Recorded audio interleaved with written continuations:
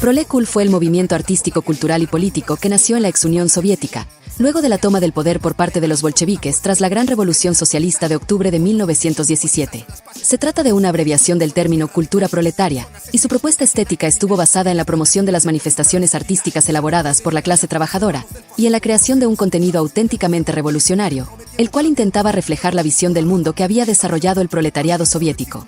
Bienvenidas, bienvenidos, bienvenides a Prolécul, el podcast artístico-cultural más rojo de la red, una iniciativa de la Unión Revolucionaria de Trabajadores del Arte, URTARTE. En este espacio podrás escuchar mesas de análisis, cápsulas biográficas, entrevistas, noticias de México y el mundo. Esto es Prolécul, el podcast artístico-cultural más rojo de la red. Quédate con nosotros. Camaradas, ¿cómo están? Bienvenidas, bienvenidos, bienvenides a Prolécul, el podcast artístico-cultural más rojo de la red. Pues ya estamos aquí nuevamente con este nuevo episodio bastante interesante. Hoy tenemos la cápsula Lo que callamos los marxistas con un pequeño texto de Nadezhda Krupskaya, una importante revolucionaria bolchevique. Después, en la biografía, vamos a hablar de una escultora soviética adscrita al al realismo socialista, que es Vera Mujica, ¿sí? Bueno, posteriormente tendremos la cápsula Al otro lado del río, que nos manda desde el norte nuestro estimado camarada Iván. Y finalmente tendremos nuestro noticiero Urtarte con información importante acerca del mundo del arte, de la cultura, de los trabajadores del arte y de la cultura y de algunos otros temas. Así que pues ese es el programa de hoy. ¿Cómo están, camaradas? ¿Qué tal? Bien, bien. Aquí saludándolos, y ya vimos que les está gustando el programa, entonces qué bueno que lo han compartido, y también les agradecimos que han checado y han estado al pendiente de los capítulos, y pues como siempre, pues, sugerencias serán bien aceptadas. ¿Qué onda, camaradas? Acá su compa el Rima Roja. Pues sí, también hemos visto que él lo ha estado compartiendo este podcast, ¿no? Que es importante, pues digamos, en términos organizativos para nosotros y pues para quien esté interesado en la lucha revolucionaria desde el arte. Entonces, pues esperemos que se quede dentro del programa porque va a estar bueno el día de hoy, como siempre, pues. Así es, así es. Saludos, camaradas. Aquí andamos otra vez con otro episodio de Prolécul. Esperamos que les guste este capítulo también. Pues vamos entonces con Prolécul. Lo que llamamos la universidad. Sale. Bueno, el día de hoy, camaradas, vamos a analizar un pequeño textito. En realidad es un compilado que ojalá les vamos a compartir también aquí en el link del Prolécul. Este es un compilado de algunos artículos que escribió la camarada Nadia Krupskaya, que pues como ya decía el camarada también Demian, es una figura importante dentro del proceso revolucionario pues de lo que fue la Unión Soviética, ¿no? La camarada Nadia pues siempre se caracterizó por pues llevar la lucha revolucionaria específicamente en los temas de educación, ¿no? Es una gran pedagoga que, pues, aparte de ser gran pedagoga, pues, fue crucial, ¿no? Digamos, en esta etapa en la que se buscó alfabetizar a gran parte de la población de la Unión Soviética, que antes de ser Unión Soviética, pues, sí había un índice grande de analfabetismo, ¿no? Lo hemos compartido en algunos textos nosotras por acá, y, pues, hemos visto también, ¿no? Que en realidad este proceso de alfabetización sí fue rápido y fue digamos, a nivel macro, ¿no? Dentro de la Unión Soviética. Y pues a propósito de la camarada Nadia, pues hay un textito que, insisto, le vamos a compartir, que se llama Debemos tener alfabetización y culturas universales, ¿no? Específicamente, pues ella se refería, sí, justo a esta necesidad, a lo mejor como de alfabetizar primeramente a todas las mujeres y hombres campesinos dentro de la Unión Soviética, porque pues muchas de estas camaradas estaban, digamos, dentro de estas granjas de trabajo que existían en la Unión Soviética, pero no necesariamente tenían como conocimientos, por decirlo de alguna manera, académicos, ¿no? La camarada, pues, Nadia, pues, insistía, ¿no? En esa necesidad de que hubiese este proceso de alfabetización, pues, de manera, digamos, macro dentro de la Unión Soviética, y pues también al mismo tiempo, ¿no? Dentro de este textito mencionaba que la alfabetización pues no era un proceso suficiente, ¿no? Que era necesario proporcionar una educación más profunda, pues para que las personas pudieran participar activamente dentro de la vida revolucionaria, dentro de la construcción del socialismo, a final de cuentas, que es lo que se buscaba, ¿no? Siempre abogó por la creación de escuelas para adultos, ¿no? Que tenían que ver más bien con la creación de infraestructura, escuelas y centros educativos continuos en los que las personas pudieran adquirir conocimientos, no solo en materias de tener que leer y escribir, sino pues también en cuestiones, digamos, que tienen que ver más con las tareas urgentes del partido, a final de cuentas, que era es la herramienta, ¿no?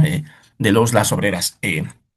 pues siempre habló de una educación politécnica, de una educación técnica y práctica en donde las mujeres debían ser capacitadas, sí en la lectura, pero también en otras cuestiones de la vida que las pudieran integrar a la vida del partido.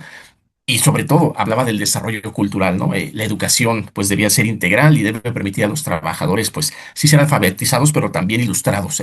Nosotros en otros Prolet Cool o en algunos círculos de estudio que hemos tenido al interior pues hemos hablado de esta necesidad también de utilizar la educación, utilizar la cultura para la creación de una identidad como clase obrera, ¿no? De una identidad que a final de cuentas pues tiene que ver con la creación de ciertos valores, de ciertos ideas que pues tienen que servir para la lucha revolucionaria, ¿no? Eso es a grandes rasgos lo que menciona digamos, este articulito que es muy pequeñito, creo que tiene como 6 páginas, si no me equivoco. Se lo van a leer en corto, se lo vamos a dejar ahí en el link. Eh, por ahora dejo ahí mi participación porque este es un panorama un poquito de lo que habla el textito, pero pues en un momento también vamos a estar como profundizando un poquito más en cómo lo trasladamos ahora en términos educativos a términos culturales, que a final de cuentas es lo mismo, ¿no? La cultura es educación, la cultura es economía, la cultura es todo, pero ahí le dejo y le cedo la palabra a los camaradas. Gracias, camarada. Pues a mí me gustaría apuntar un poco el contexto histórico del escrito, es de 1937, 36, si no recuerdo mal. Eh, unos 35. Gracias. Unos años previos al inicio de la Segunda Guerra Mundial, pero el ascenso del fascismo ya era inminente, ya estaban gobernando no solo Alemania, Italia y Japón, sino varios estados europeos más. Y me parece importante, bueno, mencionar por la gente que no esté muy familiarizada con la historia de la Unión Soviética. En el texto habla de los koljoses, que bueno, fueron las granjas colectivas, ¿no? La colectivización del campo que impulsó la Unión Soviética, que fue un proceso fuerte, difícil, ¿no? No fue algo terso, pues porque era una revolución. Y bueno, ahí fue muy interesante lo que hizo el régimen bolchevique porque del campo, de todo lo que se producía en el campo tras la colectivización, empezaron a obtener dinero y ese dinero lo invertían en la gran industria y conforme o sea, no se reinvertía inmediatamente en el campo, más bien se invertía en la industria y conforme la industria empezaba a dar resultados, se modernizaba la producción agrícola, o sea, ya digamos a la segunda vuelta ya venían tractores, y producían más, vendían ese producto y lo reinvertían otra vez en la gran industria para electrificar, para construir presas, para la siderúrgica, etcétera, y lo reinvertían en el campo y fue como un poco el arranque de vamos a llamarlo así, la acumulación originaria, por decirlo de alguna forma, de la Unión Soviética en una lectura dialéctica que hicieron muy, muy astuta, ¿no? Muy, muy inteligente, muy profunda que hizo el régimen bolchevique para desarrollar e industrializar el país, pues Rusia era un país semifeudal, ¿no? Prácticamente era de los más atrasados de Europa. Bueno, entonces esos son los koljoses y está hablándole a las mujeres y a los hombres de los koljoses y también habla ahí del estajanovismo, que fue un movimiento que se dio también en la Unión Soviética de trabajadores.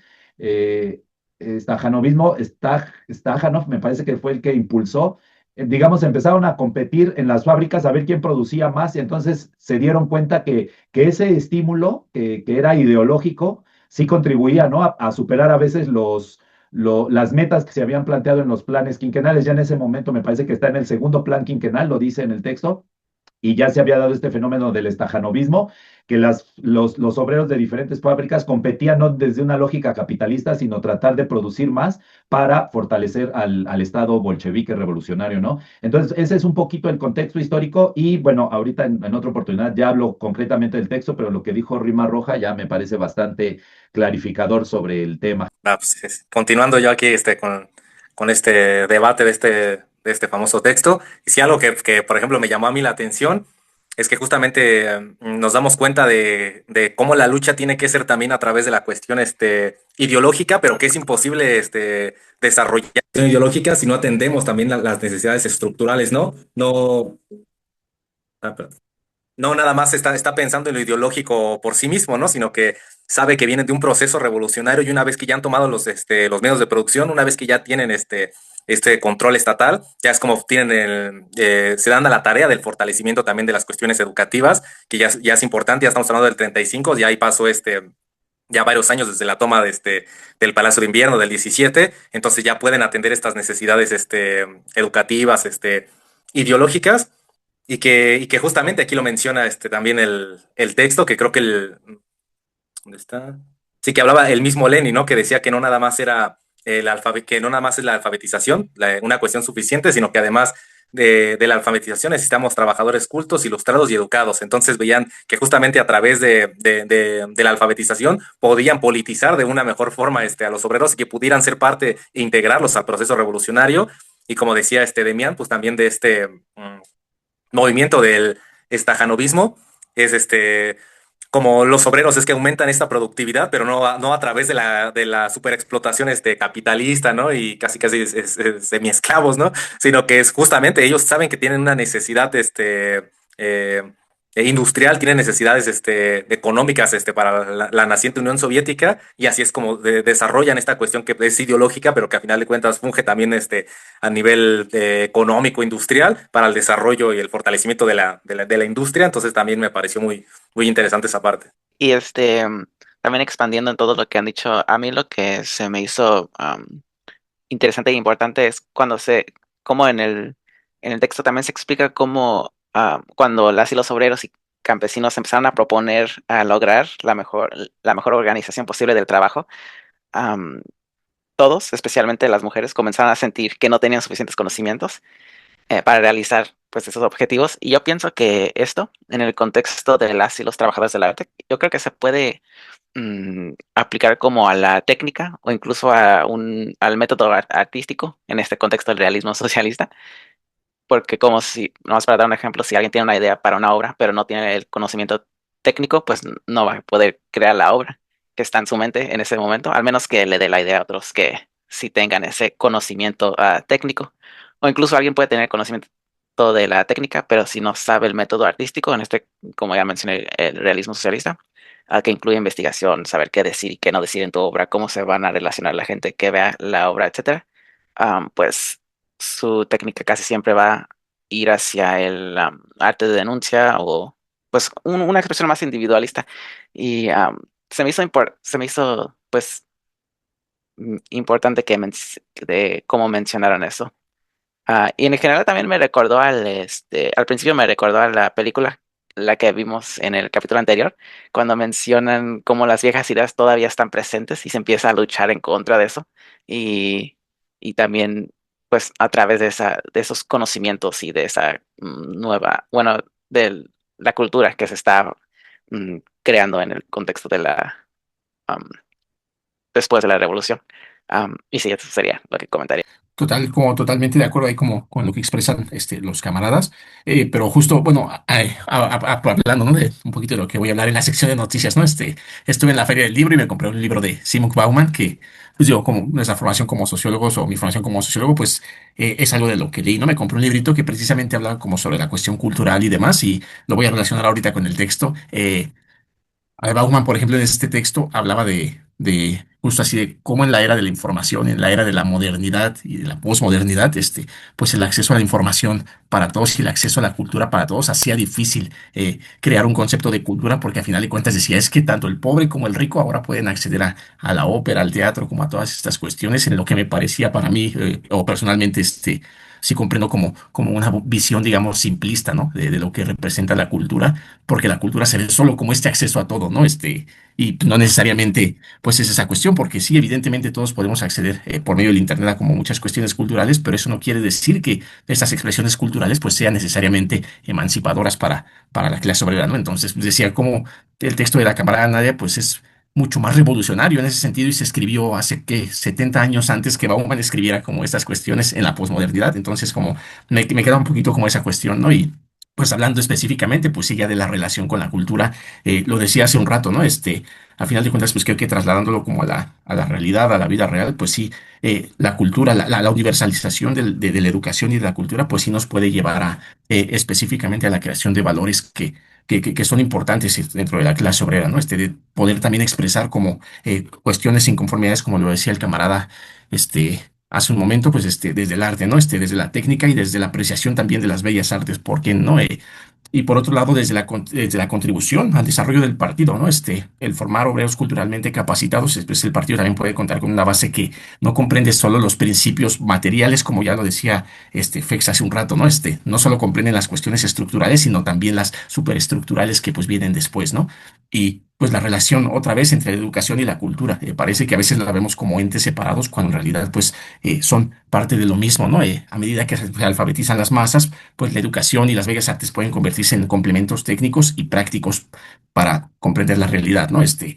La contribución del partido, una vez más, todas las bellas artes pueden utilizarse como herramientas para la propaganda política, pero esto viene desde la educación. Un obrero que a final de cuentas en primera instancia no estaba alfabetizado, una mujer que no estaba alfabetizado dentro de estas granjas pues de trabajo, pues difícilmente iba a poder como contribuir, ¿no? O iba a poder comprender estas bellas artes, pues para también ya plasmarlas en lo que es la vida, pues del obrero, del campesino, ¿no? Y pues nada, ¿no? Es algo como que me gustó bastante como de este artículo, que insisto es un artículo muy pequeñito.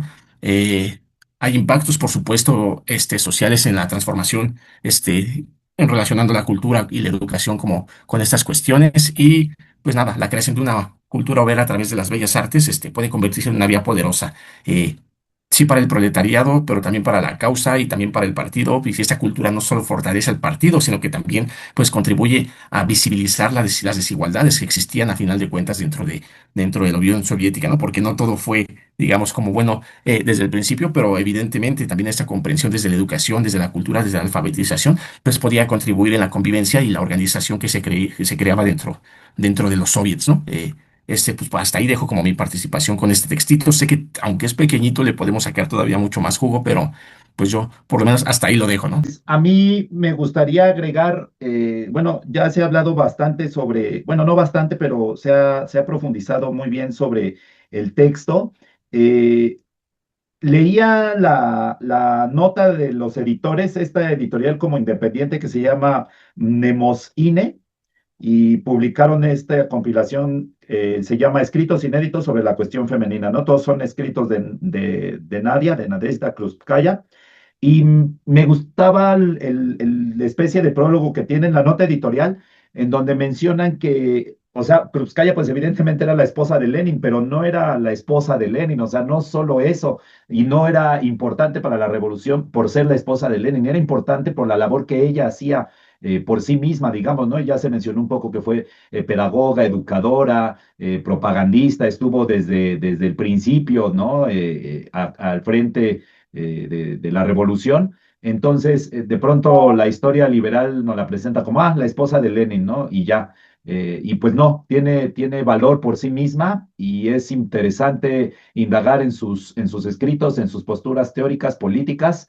Y bueno, pues un poco que sirva para ir como desmintiendo esta visión, ¿no? De parte pues de la historiografía liberal anticomunista, ¿no? Que la ponen simplemente como una figura accesoria y siempre atrás de Lenin, ¿no? Cuando no fue así, porque bueno, Lenin muere y ella sigue, ¿no? Sigue al frente. Muchos de estos escritos ya había fallecido Lenin. Entonces ella estuvo siempre ahí al frente y fue fundamental, una pieza clave en el desarrollo del proceso revolucionario hasta su fallecimiento, ¿no? Y pues sí, ahí cerraría mi participación. Y yo pues prácticamente ya se ha abarcado mucho, quizá nada más mencionaría de que justamente como lo menciona el texto, de que reconocían que decían que el conocimiento era poder y que pues por eso es que el gobierno soviético había invertido muchos esfuerzos para acabar con el analfabetismo y que justamente también sabemos que el periódico fue algo muy importante en el proceso revolucionario antes y durante el proceso, y que incluso este famoso periódico de Iskra, ¿no? De la Chispa, que sirvió mucho justo para agitar pues, a las masas, para la organización obrera, y que justamente sabían de que este proceso de alfabetismo incluso tenía que ser desde antes de la toma del poder, y que pues fortalecerlo una vez que ya lo habían tomado. Entonces, pues ahí me pareció nada más interesante como para el proceso revolucionario, pues era también fundamental empoderar desde estas cuestiones. Y por mi parte, nada más para ir terminando, me gusta cómo le ponen énfasis también, o se ve el internacionalismo, ¿no? Porque también al final incluyen cómo están avanzando no solo para mejorarse ellas mismas, sino también para poder dar un ejemplo a todas y todos los trabajadores del futuro de todo el mundo. Así lo expresó en su escrito, ¿no? Y creo que también es importante como mencionó. Bueno, se muestra ese internacionalismo también.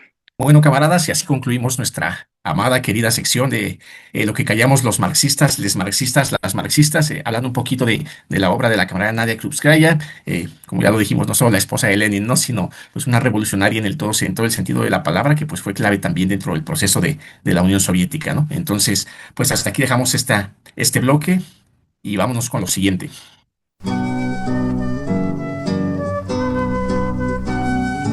Cápsula biográfica. Hola camaradas, ahora estamos aquí con la cápsula de la biografía. Hoy vamos a hablar de una escultora muy importante, seguro, bueno, si les gusta la arte del realismo socialista o si han visto alguna imagen de la Unión Soviética, seguro ya han visto una de sus obras y no han sabido que ella fue quien las creó. Y me estoy refiriendo a Vera Mukina, una escultora soviética. Ella nació en Riga, Letonia, que de lo que tengo entendido en ese momento era parte del Imperio Ruso, corríjanme si me equivoco, en 1899, en una familia de comerciantes, pues una familia acomodada, ¿no? Y pues desde niña empezó a tomar lecciones de dibujo y pintura. Todavía no estaba en lecciones de escultura, ¿no? Se dedicaba al aprender dibujo y pintura. Así continuó hasta mudarse a Moscú, donde ahí también empezó a estudiar en escuelas de arte privadas. Entonces se fue formando en el arte visual. Am, y continuó aprendiendo. En 1912 viajó a París para seguir estudiando arte, luego viajó a Italia para estudiar la pintura y escultura del Renacimiento, de un movimiento cultural en Europa del 15 y 16 o 17. Entonces ya se fue formando en la escultura también en ese momento. Luego en 1914 regresó a Moscú y en este momento yo creo que es importante mencionar cómo también tomó cursos de enfermería. Entonces de regreso en Moscú empezó a trabajar en un hospital militar, entonces ahí también empezó a ganar experiencia. Am, y de 1915 a 1916 trabajó como asistente de Alexandra Exter, una pintora y diseñadora en un teatro de Moscú. Y eso sería un poco de su introducción antes de que sucediera la Revolución de Octubre. No sé si quieren agregar algo de ella antes de la Revolución de Octubre. Creo que ya dijiste cosas bastante interesantes. A mí me llamó la atención que nació el 1 de julio como yo, entonces me sentí como identificado con la camarada Vera Mukina, y murió en el 6 de octubre y por eso es que estamos hablando hoy de esta escultora pues, por el tema de las fechas de nacimiento y de fallecimiento. Y bueno, me parece importante destacar que fue a Italia a estudiar el arte renacentista, el cual influyó profundamente en su desarrollo artístico, y cuando va a París se vincula con ciertas vanguardias artísticas, ¿no? Principalmente con el cubismo, debido a los maestros que tuvo ahí ¿cómo se llama? En París. Como bien dices, era una mujer que venía de una familia acomodada de comerciantes. Ya ahorita que entremos en el tema de la revolución, bueno, tal vez podemos comentar como ciertas situaciones que pasaron, pero bueno, sus primeros maestros fueron Konstantin Yuon, todavía en Rusia, y con el paso del tiempo, Konstantin Yuon, que era más grande que él, pero que vivió más años, también se adhiere a la revolución y al partido bolchevique. Entonces, él fue su primer mentor, por decirlo así. Se dedicaba mucho a la pintura, también era teórico del arte y también se dedicaba a cuestiones de teatro. Entonces, ella participó también en temas de diseño de vestuarios para montajes de obras de teatro. No vi si también diseñaba como el tema de la escenografía, pero al menos los vestuarios sí. Y el otro que tuvo mucha influencia en Rusia fue Ilya Mashkov, aunque de él no tenemos bueno, yo no encontré información sobre si se adhirió a la Revolución Soviética, pero ambos fueron muy importantes en su primer formación política, perdón, artística. Y bueno, ya en París tiene influencia del cubismo, se identifica, estuvo experimentando algún tiempo en esa línea. También quien la influyó mucho fue Émile Anton Bourdelle. Eh, este este fue uno de los primeros que la llevó a la escultura porque tenía una influencia de Rodin, que el gran escultor francés, que bueno, ni era tan grandioso, hay unas historias bien tétricas sobre la misoginia de Rodin, pero bueno, ese es tema esa es arena de otro costal. Y el otro que tuvo gran influencia en París fue un ruso que era Lyubov Popova, y fue una figura destacada con quien Múgina coincidió en París y que le expuso las ideas de las vanguardias, ¿no? Entonces, bueno, ya después regresa unos pocos años antes a Rusia, pero me parecía como importante, ¿no? Y ahí, ya dije, ¿verdad? Del Renacimiento fue a Italia a estudiar el arte renacentista, entonces tuvo como una formación muy sólida en ese sentido, ¿no? Yo leí un poquito, ¿no? Es de esas personas o de esos personajes que no conoces, pero cuando ves un poquito de su obra te das cuenta que sí los conoces, tal vez indirectamente, pues, ¿no?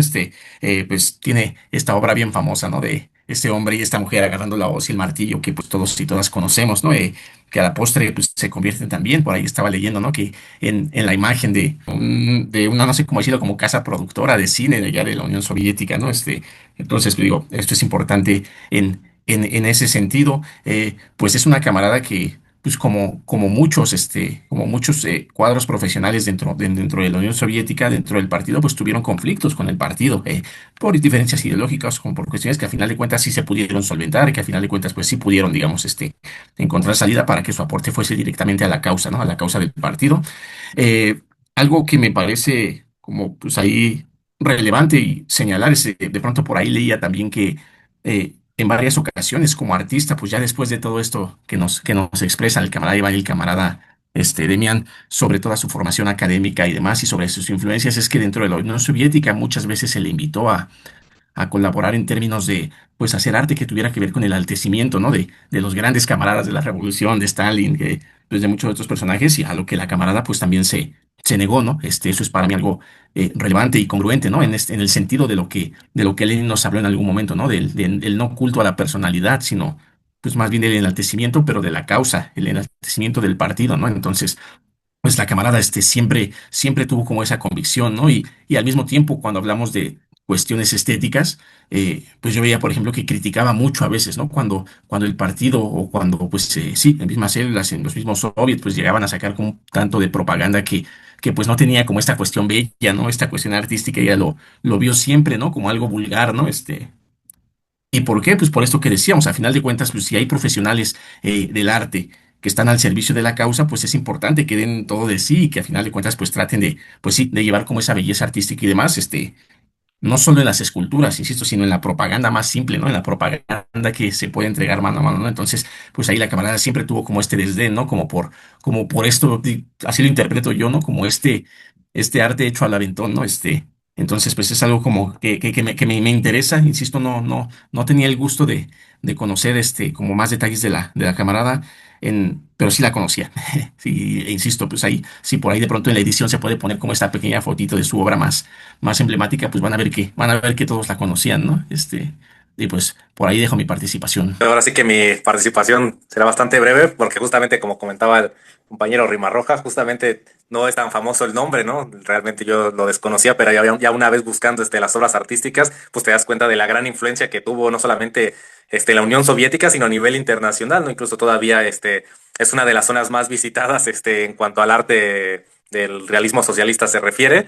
Entonces sigue siendo todavía muy muy impresionante de ver, ¿no? Y que incluso cuando se llega a hablar de cuestiones históricas, es una de las figuras que también resaltan mucho en cuanto al enaltecimiento de la figura bueno, como aquí se puede ver justamente en esta famosa escultura, la del obrero y Koljosina, que justamente, como lo hablamos hace rato, de que Koljosina hace referencia a estas granjas de producción, entonces básicamente la referencia al campesinado, representa a una mujer, y que mide 24.5 metros de altura, entonces sí, considerablemente alta, y como les digo, pues sigue siendo como un símbolo importante, y la compañera Vera Mujina, pues incluso pues de ahí ganó esta popularidad a nivel internacional, y como mencionamos, incluso fue miembro de la Academia de las Artes de la Unión Soviética, entonces pues también influirá también en otros artistas, y que incluso utilizaba técnicas que digamos que no eran tan desarrolladas en ese entonces en la Unión Soviética, como de esta famosa obra donde se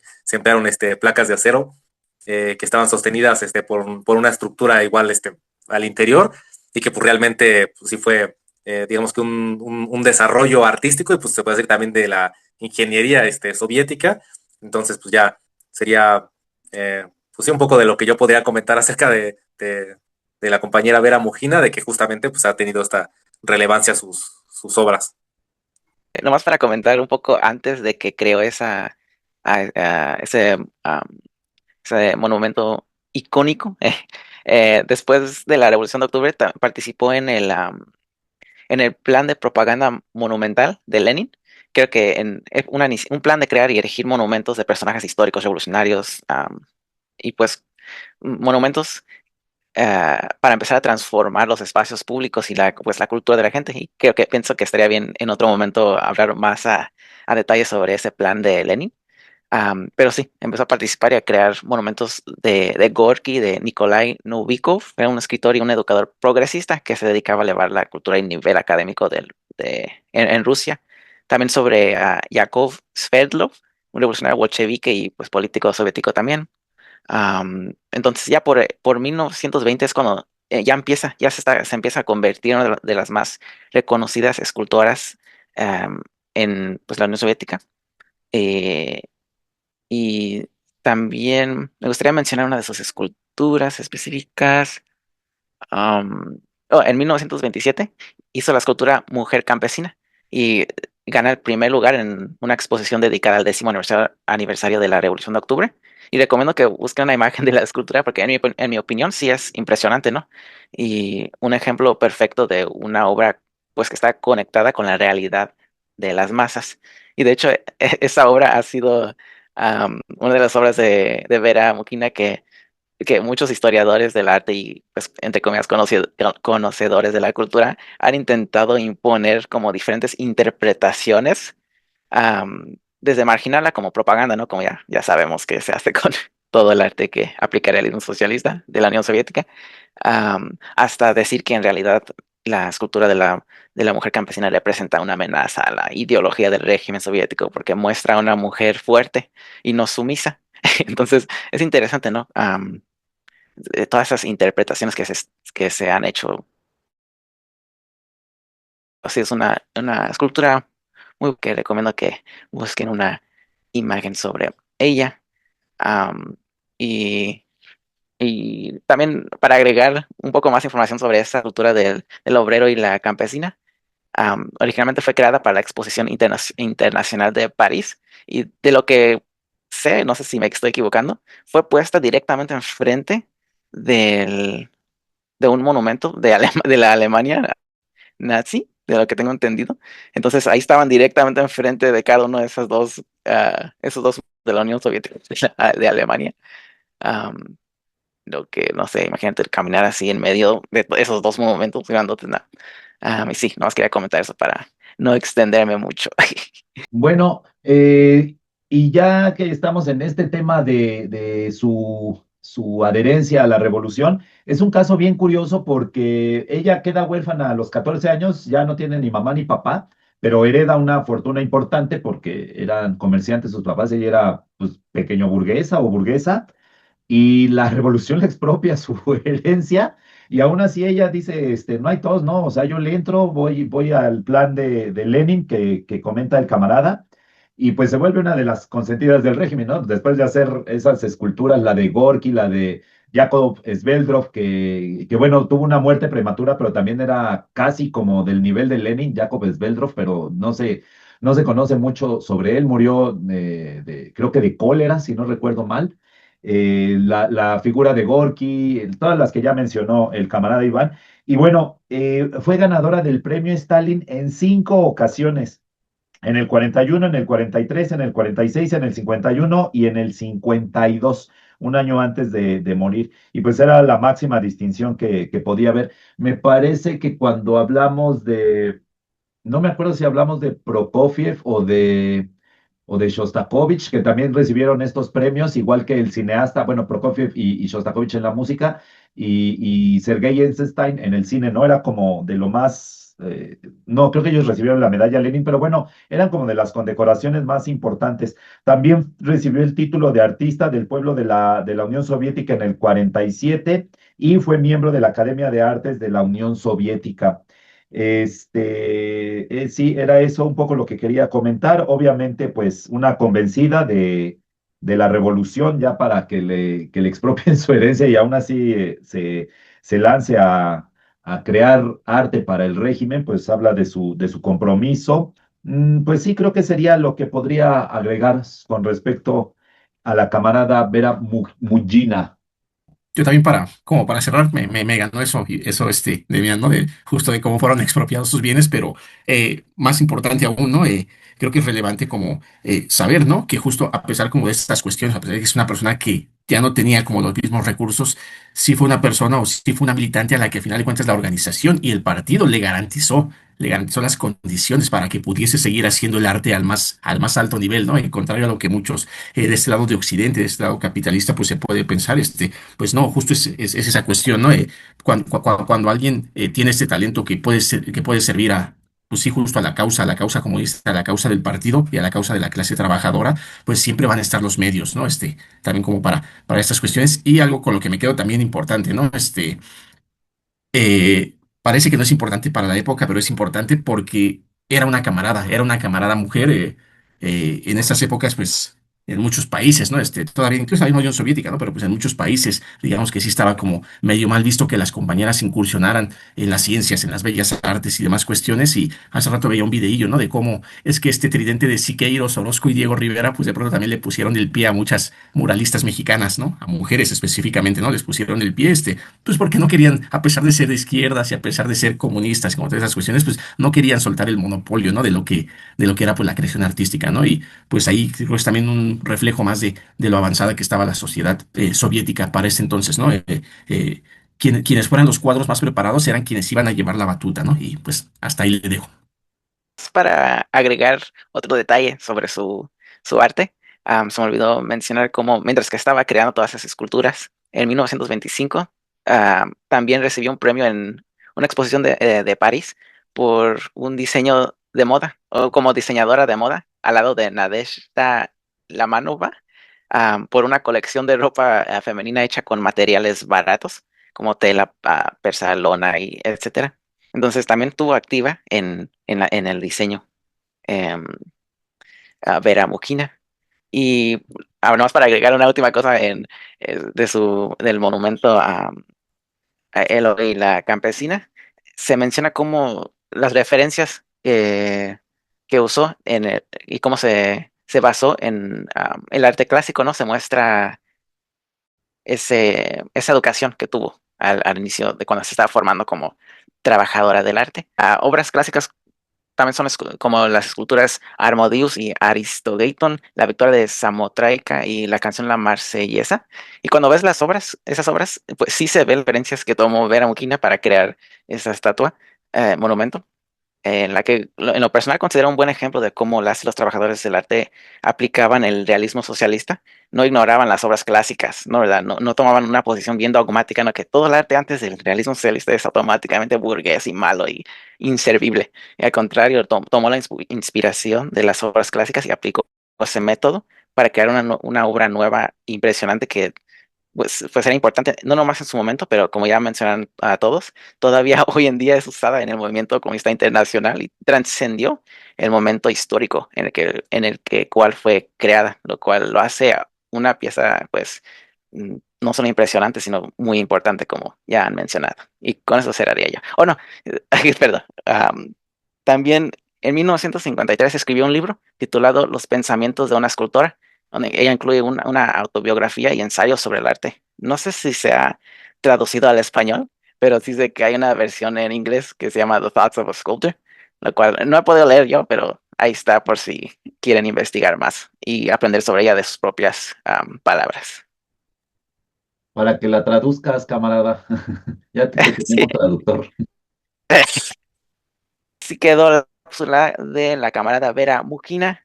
Este, como ya han dicho todos, muy recomendado checar su biografía, más de sus obras, para conocer más sobre ella y su trabajo, la importancia de su trabajo también. Y sí, seguimos con Prolet Cult. Ahorita nos vemos.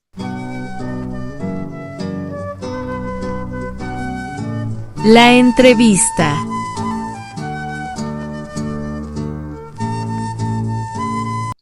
Bueno, camaradas, seguimos aquí en Prolet Cult, el podcast artístico cultural más rojo de la red.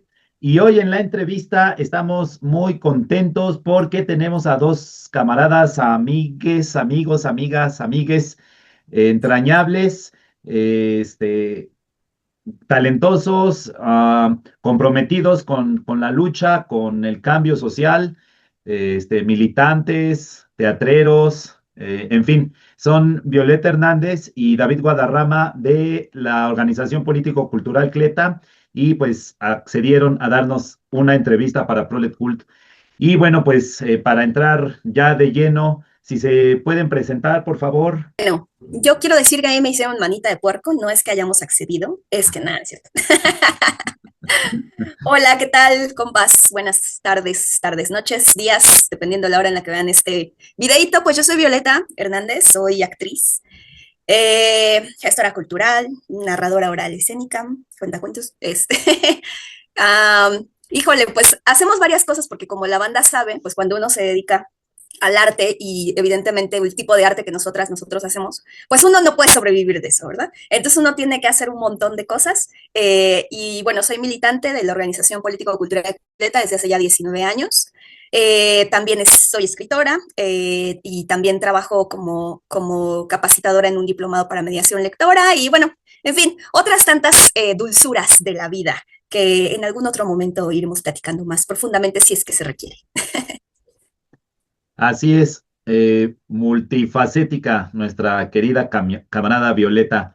Y David, si quieres presentarte, por favor. ¿Qué tal?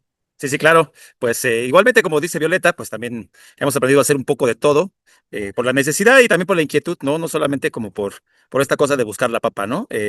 Yo propiamente soy psicólogo de profesión, o bueno, estudié psicología, pero pues básicamente desde hace ya varios años me he dedicado sobre todo al teatro, imparto talleres de teatro y pues bueno, también hago un poco de todo, ¿no? Hacemos música, tenemos nuestro grupo musical también de la Organización Político Cultural Cleta, que es Cuerdas Disidentes. Y pues bueno, y básicamente pues tenemos ahorita ya estamos como más de lleno con la compañía de teatro Horizonte Rojo y pues a veces vendemos mole y vendemos otras cosas como para ir sacando un poquito como el extra. Y pues sí, andamos haciendo, bueno, yo estoy haciendo básicamente pues un poquito de todo. Va a ser muy largo aquí el currículum, pero pues básicamente músico, poeta y loco, ¿no? Como la mayoría de los que andamos en este relajo. Sí, sí, hacen un montón de cosas. Con Horizonte Rojo, pues han ido incluso a encuentros a otros países, ¿no? A encuentros de teatro, al interior bueno, a los estados, a otros estados de la República Mexicana. Eh, Personalmente, bueno, ya tuve la oportunidad y la fortuna de colaborar con Cuerdas Disidentes cuando llevé al coro de chavitos y de chavitas ahí a unos eventos que estuvieron organizando y que muy amablemente nos abrieron el 2 años espacio. ya de eso.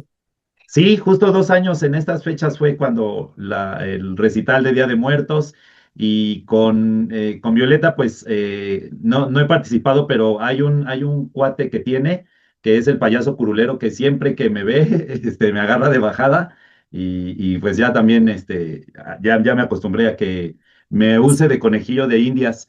Sí, Y hemos también, hecho teatro juntos. Sí, hemos hecho teatro juntos. Claro, tú lo has hecho involuntariamente. bueno, entonces también puedo decir que ya he hecho teatro con Violeta. Y también mencionar que muy solidariamente nos han abierto ahí un espacio en el foro abierto o el foro al aire libre de la Casa del Lago, donde se presentan pues los domingos cada 15 días aproximadamente y donde nos dan la oportunidad de pues vender algunos productos también para financiar a Hurtarte y por supuesto nos han abierto las puertas del escenario tanto personalmente, también con los chavitos y las chavitas del coro, que ha sido muy, muy bonito.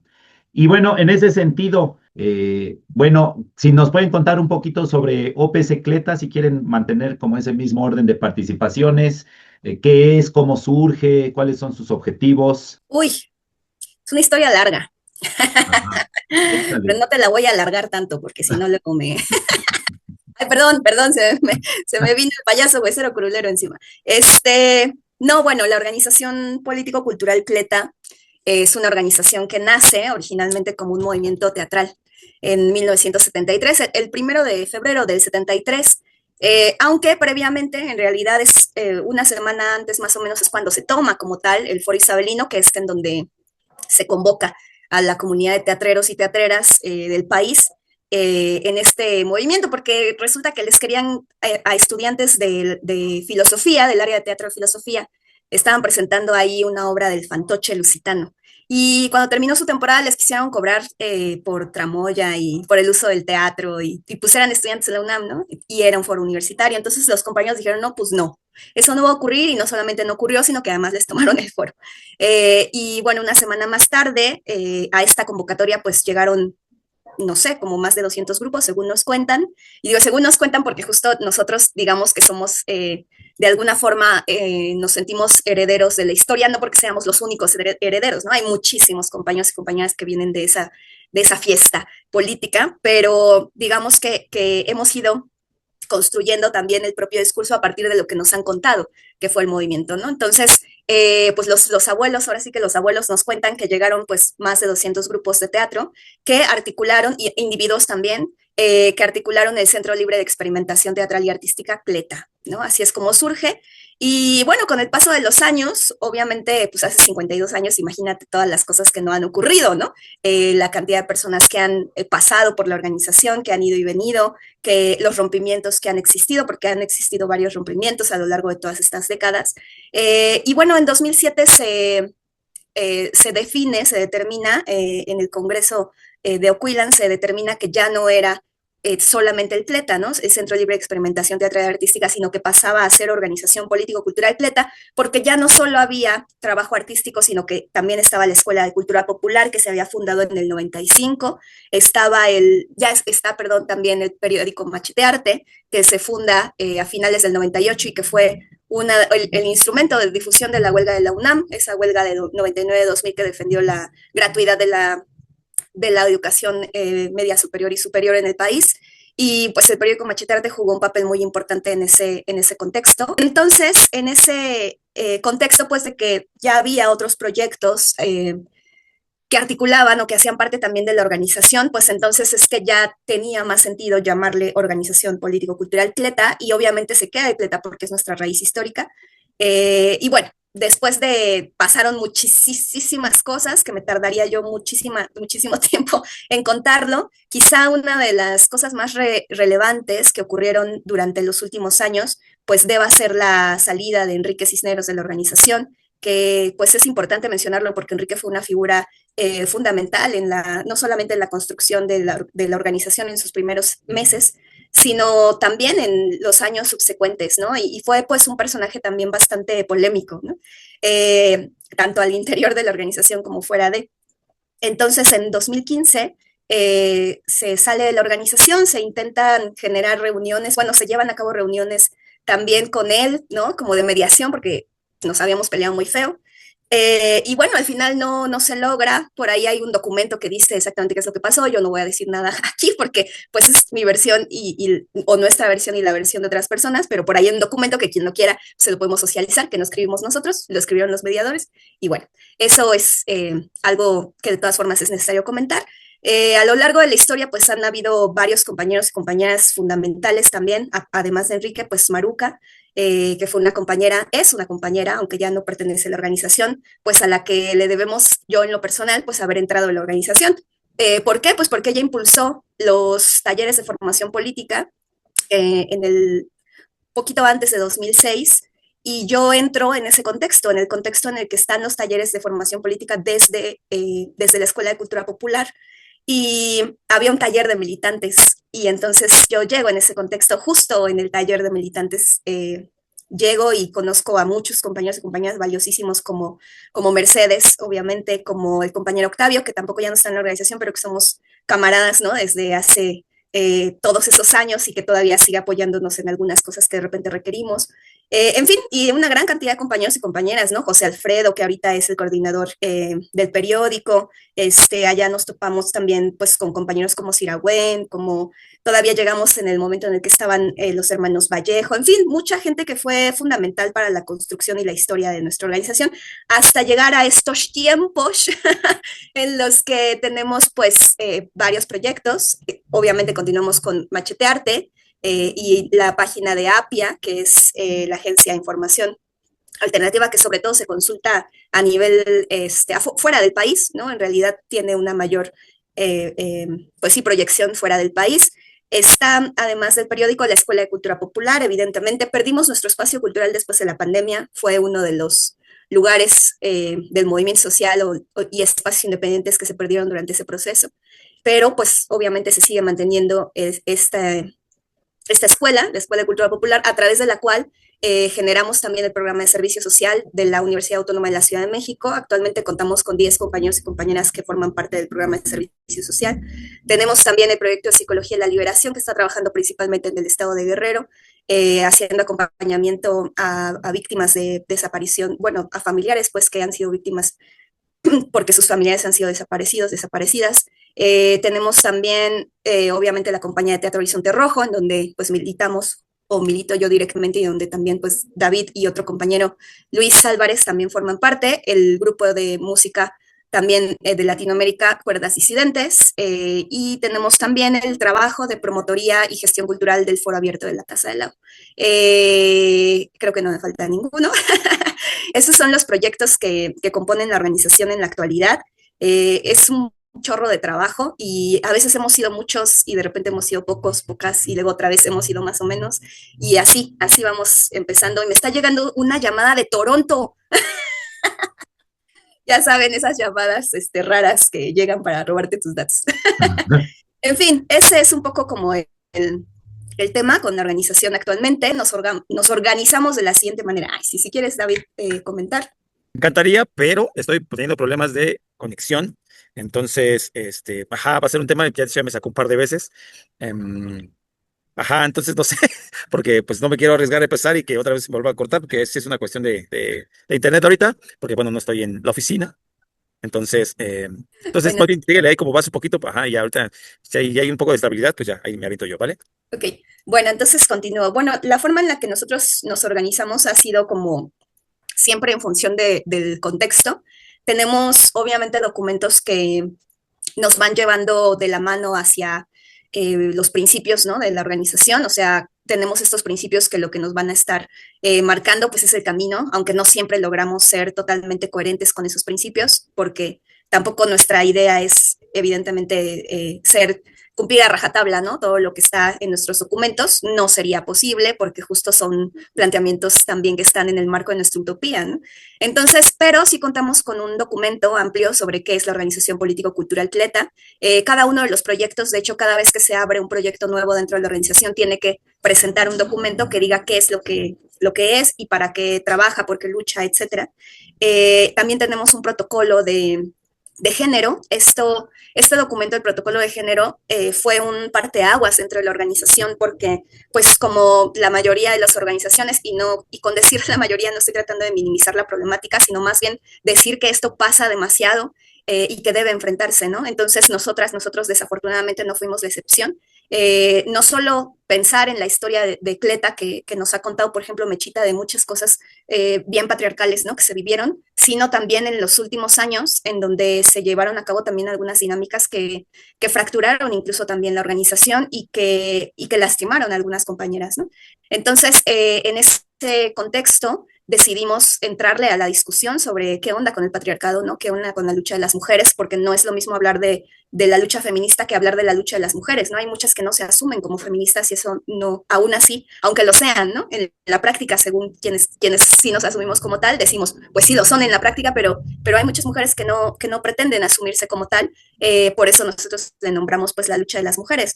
Entonces, le entramos pues a discutir sobre estas problemáticas y nos llevó muchísimo tiempo, varios meses, varias sesiones de discusión en las que también cada uno de nosotros ha ido comprendiendo que discutir no significa pelear, ¿no? O sea, que tener posiciones encontradas no significa que nos vamos a enemistar y nos vamos a sacar la lengua una vez que termine la sesión, ¿no? Sino que este tipo de discusión pues nos lleva justo a posicionamientos álgidos que después uno, cuando termina la asamblea, de repente cotorreamos al final y listo, ya nos termina la asamblea, ¿no? Entonces, llevamos a cabo estas discusiones fuertes que después derivaron en este documento del protocolo de género. Y bueno, tenemos otros tantos documentos que son más bien protocolarios por ejemplo, tenemos un protocolo para llevar a cabo asambleas, sobre todo cuando son asambleas muy amplias, cuando son asambleas pequeñas, petit comité, ¿no? Que es lo que hemos estado también haciendo en los últimos, sobre todo después de la pandemia que nos llevó a las redes, que nos llevó a la virtualidad. Eso como que modificó un poco la dinámica también, haber perdido nuestro espacio, también hizo que de alguna manera varios compañeros, compañeras que nos ubicaban ahí en Berlioz 156, en el Exhipódromo de Peralvillo, pues ya no tuvieran como un referente de espacio específico. Lo que es ahora, por ejemplo, el Foro Abierto de la Casa del Lago es que sí es una de nuestras sedes principales, pero no estamos ahí todo el tiempo, ¿no? Entonces eso, bueno, es solamente como un referente, evidentemente de hace 52 años, pero digamos que las asambleas, al pasarse a la virtualidad, de repente sentimos que carecen de algunas cosas que sí lográbamos completar cuando estábamos de manera presencial. Pero entonces ahorita, dentro del protocolo, por ejemplo, de asambleas, en realidad se ha modificado mucho por la forma en la que nos estamos organizando ampliamente, ¿no? Entonces, dentro de nuestra asamblea, pues tenemos también espacios como para resolver lo inmediato, ¿no? Lo que tiene que ver justo con logística de las actividades que hacemos, principalmente en el foro, que es el espacio en donde confluimos la mayoría de los compañeros, compañeras, y por otro lado, dentro de las propias asambleas tenemos nuestros espacios de análisis de coyuntura, en donde pues hablamos acerca de las problemáticas, ¿no? Que hay no solamente en nuestro contexto, sino también en el resto del país, y obviamente abordamos también algunos elementos importantes sobre lo que ocurre en el mundo, el ascenso del fascismo, entre otras cosas, bueno, que ya tiene años, ya decir ascenso ya es más bien consolidación del fascismo en el mundo, ¿no? Y también realizamos dentro de nuestras asambleas, pues, discusiones sobre cosas que nos hacen falta, ¿no? Como, no sé, por ejemplo, ahorita estamos abordando nuevamente, porque de tanto en tanto vamos discutiendo esto, pues políticas de alianzas, ¿no? Trabajo político dentro del foro, crecimiento de la organización, entre otros temas que son relevantes para nosotros, seguir discutiendo y seguir tomando acción en ellos. Me volé, ¿verdad? Ok. No, pues es importante tener todos estos elementos porque el trabajo que hacen es bastante amplio, ¿no? Como dices, dejaron de ser simplemente un centro de experimentación teatral y por eso era importante lo de organización político-cultural, por todas estas cuestiones que mencionas. Hace ratito que estabas exponiendo a lo que se dedica Cleta, lo que están haciendo. Mencionabas la huelga del 99, me acuerdo muy bien que pues Cleta jugó un papel importante en la huelga, fueron como un referente, ¿no? Y siempre muy con esa claridad política pues bueno, como recordamos, ¿no? En la huelga del 99 se formaron como varios bandos, pero digamos los más visibles eran los moderados y los ultras, ¿no? Por catalogarlos de alguna forma. Y bueno, Cleta siempre jugó más bien con eso que llamaban los ultras, ¿no? Que los estigmatizaron, los tacharon de intransigentes, de dogmáticos, etcétera, ¿no?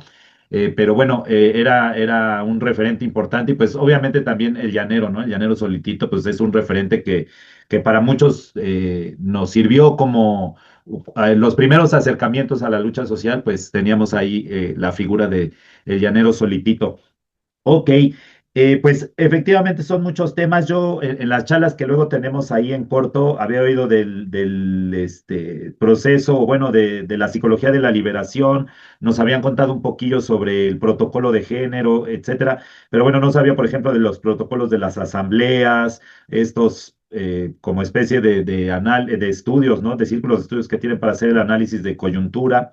Entonces, bueno, pues están bastante activos, ¿no? Y mencionar eso es importante. La actividad de OPC Cleta no se remite únicamente, aunque es muy importante y es muy valiosa también, no se remite únicamente a las actividades que hacen los domingos ahí en Chapultepec, ¿no?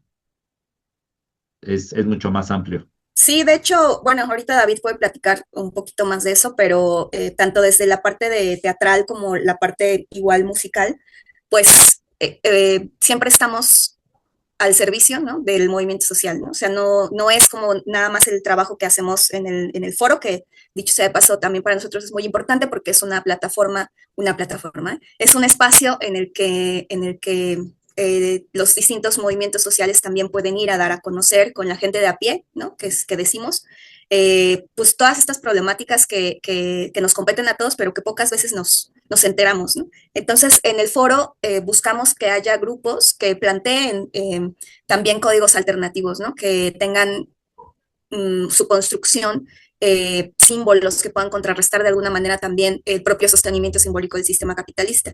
Y el trabajo que hacemos ahí, evidentemente, se traslada a otros lugares, ¿no? Entonces, por ejemplo, no sé, siempre estamos participando con la comunidad otomí, ¿no? Cuando podemos, siempre estamos ahí. Hemos participado pues con también Urtarte, ¿no? Y con los compañeros del Partido Comunista de México, del Partido Comunista Marxista-Leninista, en sus aniversarios también y en otras actividades también que nos han pedido presentarnos. Y también, por ejemplo, en Xochimilco, ¿no?, con los compañeros de la Tlamachtiloyan después de la toma de la biblioteca, y en otros lares también a donde nos han invitado, ¿no? En el caso, por ejemplo, de Cuerdas Disidentes, estuvieron participando con las mujeres mazatecas de el Osochitlán, que ahí David puede contar un poco cómo estuvo toda esa dinámica. Sí, digo, en realidad, como dice Violeta, pues estamos siempre en la disposición, en la medida de lo posible, pues sí, a invitaciones, ¿no? Es decir, no solamente si nos ceñimos al espacio como tal del foro abierto, que por supuesto es un espacio bien importante, sobre todo para que la gente justamente se acerque, conozca otras alternativas, ¿no? No solo musicales, ¿no?, sino también teatrales y otros espectáculos que muchas veces, pues obviamente, no conocen, ¿no? Porque a veces lo que hace falta son justamente esos espacios para otro tipo de presentaciones, para otro tipo de, pues sí, de trabajo que se hace desde lo artístico, ¿no? Y sí, en la medida de lo posible, pues tratamos de apoyar pues, las causas en las que se nos requiere. En el caso de las compañeras mazatecas, pues digo, ellas desafortunadamente pues siguen ya teniendo, pues no hay todavía, ¿no?, una fecha de llegada en la que ya puedan estar como tranquilas en esa parte, porque sabemos que es un problema que tienen de años.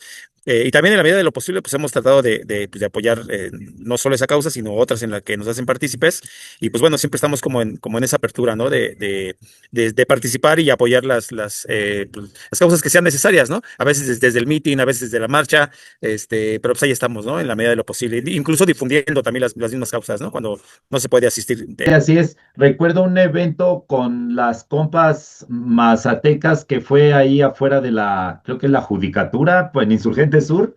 El compañero Luis, que no está, que estimo mucho también, ese día me di cuenta que es bastante nervioso porque veía a cualquier persona que pasaba y decía, oye, es que yo lo veo medio raro, y pasaba otra persona, es que se ve muy sospechoso y así, ¿no? Y le dije, pues seguramente sí, o tal vez no, pero pues, ¿qué hacemos, no? Estamos aquí tocando en las fauces del León, ¿no? Y pues, así es esto de la lucha. Pero perdón, pero no te creas, en realidad también creo que a veces esta cuestión de la paranoica, pues sabemos que tiene razón de ser, ¿no? Sí. Que después está uno que está de más, porque además yo recuerdo ahí un poco, recién que entré a la organización y mis primeras visitas ahí en Berlioz, creo que una de las primeras cosas que noté fue eso, como la seguridad de alta generación, ¿no? De última generación, ¿no? Así ya la seguridad, decía, wow, esto es un fuerte, es un búnker este lugar. Obviamente, pues no, pero sí, de repente, pues uno tiene pues, la paranoia justificadamente, entonces, pues nunca está de más un poquito, ¿no? De esos protocolos, porque sabemos que si algo les gusta es infiltrarse, ¿no? Y desde adentro tratar de romper los movimientos. Y nosotros hemos tenido históricamente en el foro siempre hemos ubicado un par de fulanos que siempre están ahí observando, ¿no? Que de repente uno dice, bueno, ¿y por qué viene, no? Ese sí, siempre tiene su carota, ¿no? Pues porque va de oreja, ¿no? Entonces, también estamos un poco, pues justo acostumbrados a que haya algunas orejas, digo, no somos los únicos, ¿no? Afortunadamente creemos nosotros, ¿no? Porque cuando uno deja de llamar la atención, entonces, ¿qué estamos haciendo?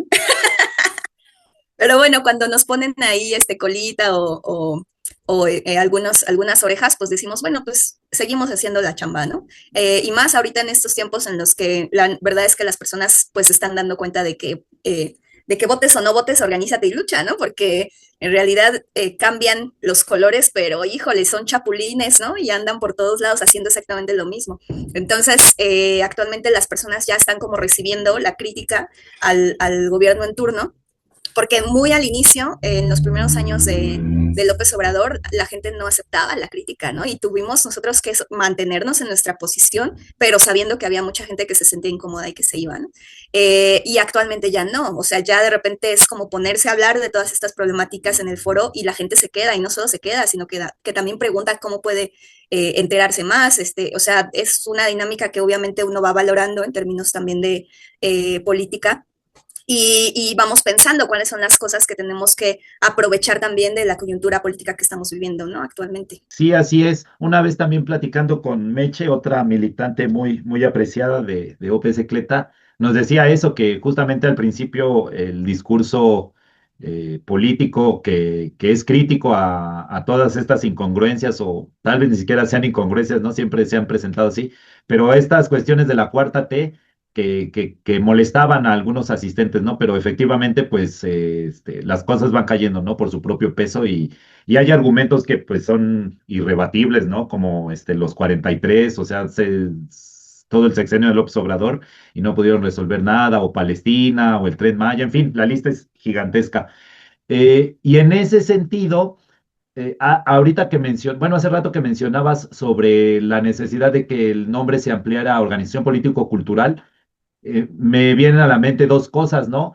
Primero, entender que la cultura es algo bien complejo, bien amplio, que cultura no es nada más hacer obras artísticas, o sentarte a hacer macramé, o que está muy chido que bueno que la banda haga eso y muchas cosas más, pero no se remite a eso. La cultura es algo muy amplio, muy complejo, que tiene mucho peso tanto para el capitalismo, tanto para las clases dominantes, se valen de la cultura, como también para quienes estamos en la lucha. La cultura es un arma fundamental, una herramienta fundamental. Entonces, en ese sentido, si muy brevemente nos pudieran decir un poco, o sea, la pregunta va en dos sentidos. Esta concepción de cultura, ¿no? Como tratar de transmitir a la gente que pueda ver el video que cultura no es nada más hacer arte. Y lo otro, porque va como muy concatenado, ¿no?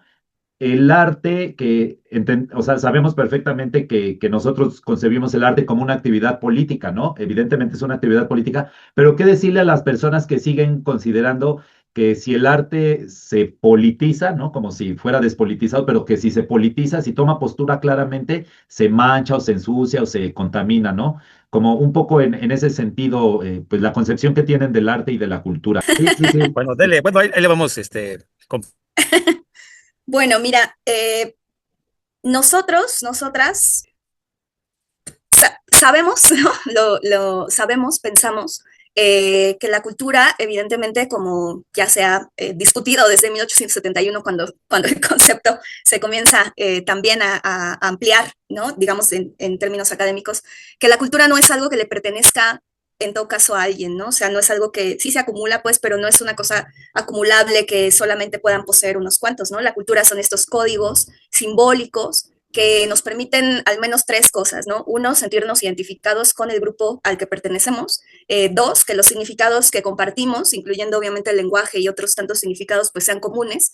Y finalmente, el tema de los valores compartidos, ¿no? Los valores, así como la cultura, no son buenos o malos en sí mismos, son formas de relación, y el sistema capitalista tiene sus propios valores, sus propias formas de relación. Entonces, para nosotros, para nosotras, el tema de la cultura, y particularmente el tema de la cultura popular, no es la cultura pop, ¿no? Que viene como arrastrándose un poco desde ese concepto, sino más bien la cultura popular se entiende como este ejercicio de construir esos códigos simbólicos desde los pueblos en resistencia, ¿no? Y desde los espacios también en donde se busca, como decíamos hace rato, manifestar otro tipo de discursos que no tienen espacio en otros lugares. La cultura para nosotros es también ese sostenimiento simbólico que tienen las luchas sociales.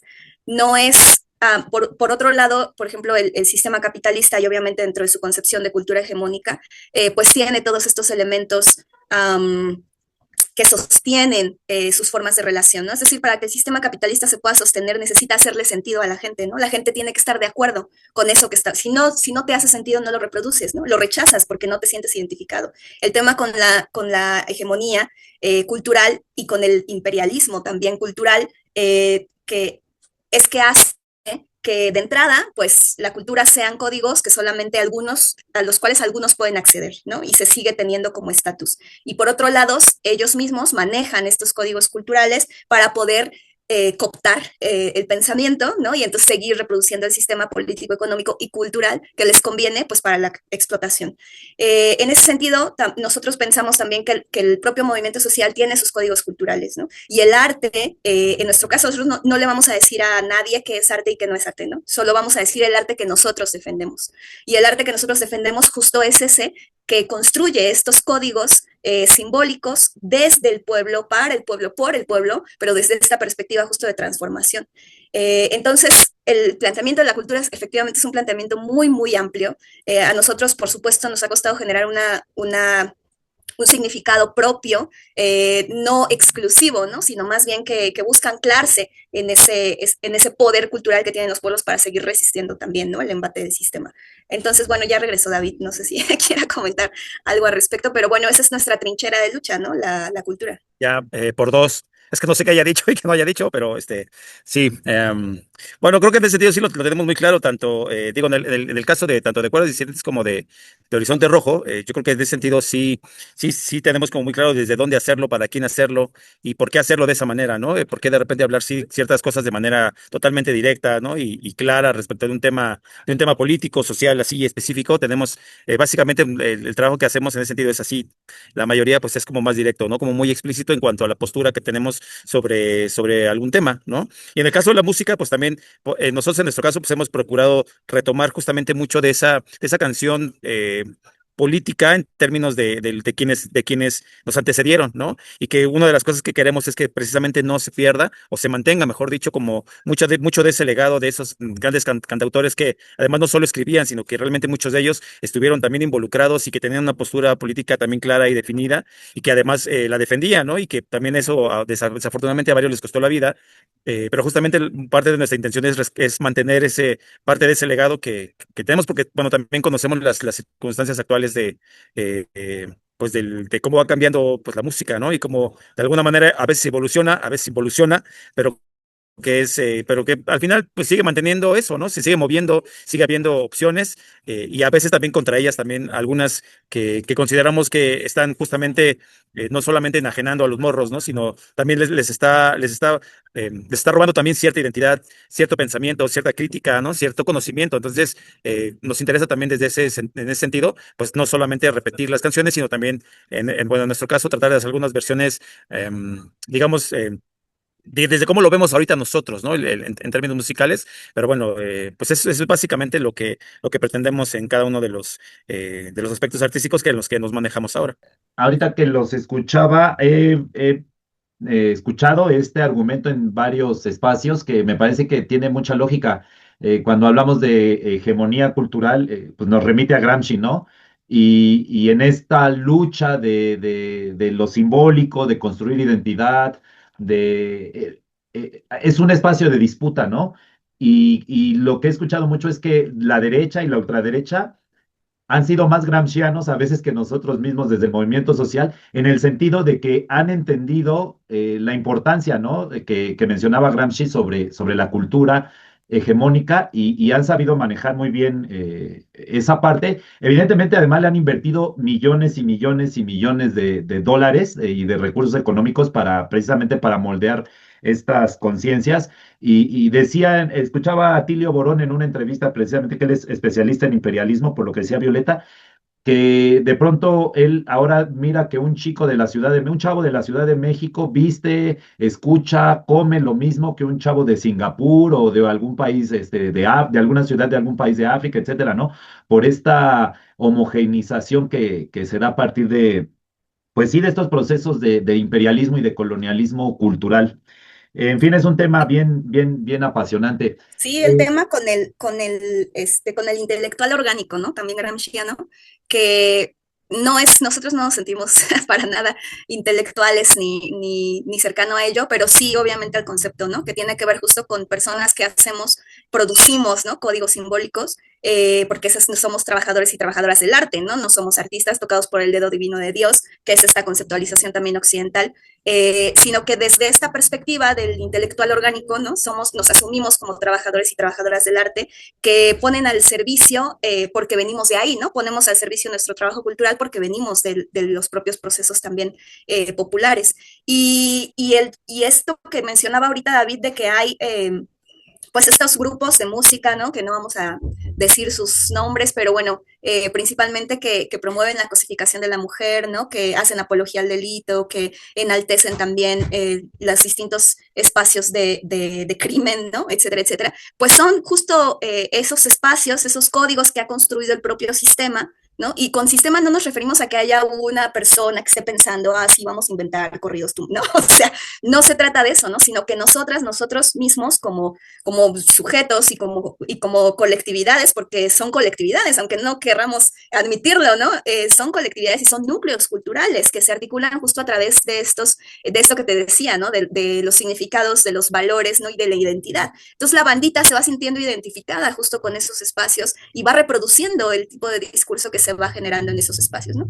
Por eso nuestro trabajo, nuestro compromiso social tiene que ver justo con confrontar esos planteamientos para hacer una alternativa, como decías tú hace rato, ¿no? O sea, hubo compañeros, compañeras que se acercaron al movimiento social porque en algún momento escucharon o vieron una obra de teatro o escucharon las canciones de José Molina o de Judith Reyes o de qué sé yo, y entonces decidieron involucrarse un poco más, ¿no? De eso se trata el trabajo que nosotros hacemos, ¿no? De ir construyendo esos núcleos culturales en donde la gente vea reflejada más bien sus preocupaciones sociales, ¿no? Y entonces pueda reconocer que hay espacios de lucha en todos los ámbitos posibles, ¿no? Y uno de ellos, pues, es obviamente la cultura. Eso es lo que buscamos también de alguna manera contrarrestar. Sí, así es, totalmente de acuerdo. Bueno, ya para ir cerrando la entrevista, pues saber un poco los planes de OP Secleta. Ya nos hablaron de sus proyectos, pero pues, no sé los planes a corto, mediano, largo plazo, y con qué se despedirían con la banda que pueda ver este video. Antes de que me corten. Bueno, yo creo que una de las principales apuestas, pues, es también a seguir generando ese interés de participación en otras personas, ¿no? Porque digo, algo que se ha platicado mucho también entre las organizaciones, que pues no somos eternos como quisiéramos, y que por supuesto tiene que haber también este pase de estafeta, ¿no? Pues sí, de intención de seguir organizándose, de seguir haciendo cosas, de seguir denunciando también, que sí hay mucha gente, ¿no? Creo que tiene que ver un poco con esto que estamos platicando, que está ligado, en el sentido de que a veces pensamos que a lo mejor ya no hay nadie allá afuera, ¿no? Un poco siguiendo la línea de lo que mencionaba David, pues sí, ¿no? Es este tema de las siguientes generaciones, ¿no? ¿Qué es lo que está pasando con los chavos, las chavas de hoy en día? ¿Viste cómo dije chavos? Hace poco veía yo un video de una compa que en ese momento no recuerdo su nombre, en el que decía, ¿no? ¿Qué pasa con los jóvenes, ¿no? Que no están politizados, no sé qué, y después ella misma decía, ese discurso es falso, ¿no? O sea, hay movimientos estudiantiles, ¿no? En Guadalajara, en el norte del país, en el centro del país, o sea, en realidad uno a veces no confía como en las generaciones actuales porque, quién sabe, ¿no? Uno piensa que todo tiempo pasado fue mejor, ¿no? Y que uno tenía luchas más claras, ¿no? Etcétera, etcétera. Y en realidad tiene que ver con un cambio generacional, ¿no? Pero efectivamente la intención de que, por ejemplo, estemos ahorita con el servicio social en la UACM, pues va de eso, ¿no? De que los chavos, las chavas, ¿no? De las nuevas generaciones, pues vayan encontrando y se topen con espacios que están tratando de construir cosas desde una perspectiva también autogestiva, que no venden en su discurso y que pueden reivindicar justo la cultura que reproducimos pues en espacios por los que se luchan, ¿no? Entonces esa, por ejemplo, es una apuesta un poco hacia las juventudes desde ese lugar, ¿no? De servicio social. Por otro lado, pues ya hemos ido por ahí avanzando, seguramente te llegará la información, Demian, sobre un proceso pues de articulación de las y los trabajadores del arte que se presentan en el foro para poder tener reuniones que nos permitan por un lado, tomar decisiones colectivas sobre las programaciones en el foro, o sea, decidir, ¿no? ¿Qué se va a presentar, en qué fecha, si hacemos festivales y no sé qué. Entonces estamos ahorita con todo este trabajo que deviene también del propio servicio social, de una agenda de compañeros y compañeras que puedan en determinado momento tomar decisiones, es decir, sumarse, no estructuralmente a la organización, pero sí a procesos organizativos en donde el foro es un nodo, ¿no? En un espacio en el que nos podemos encontrar.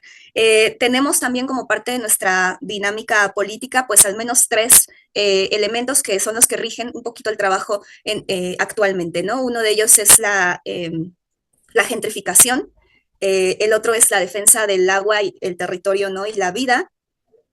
Y el último se me está olvidando, no, derechos humanos. Estos son como las 3 líneas generales que tenemos ahorita como organización. Entonces estamos avanzando con todo lo que hacemos, va como en el marco de estas 3 líneas generales. Y por otro lado, los procesos organizativos que estamos comenzando, a partir del trabajo en el Foro Abierto de Casa de Lagos, están reimpulsando también los talleres de la Escuela de Cultura Popular. David es uno de los responsables justo de esta nueva articulación.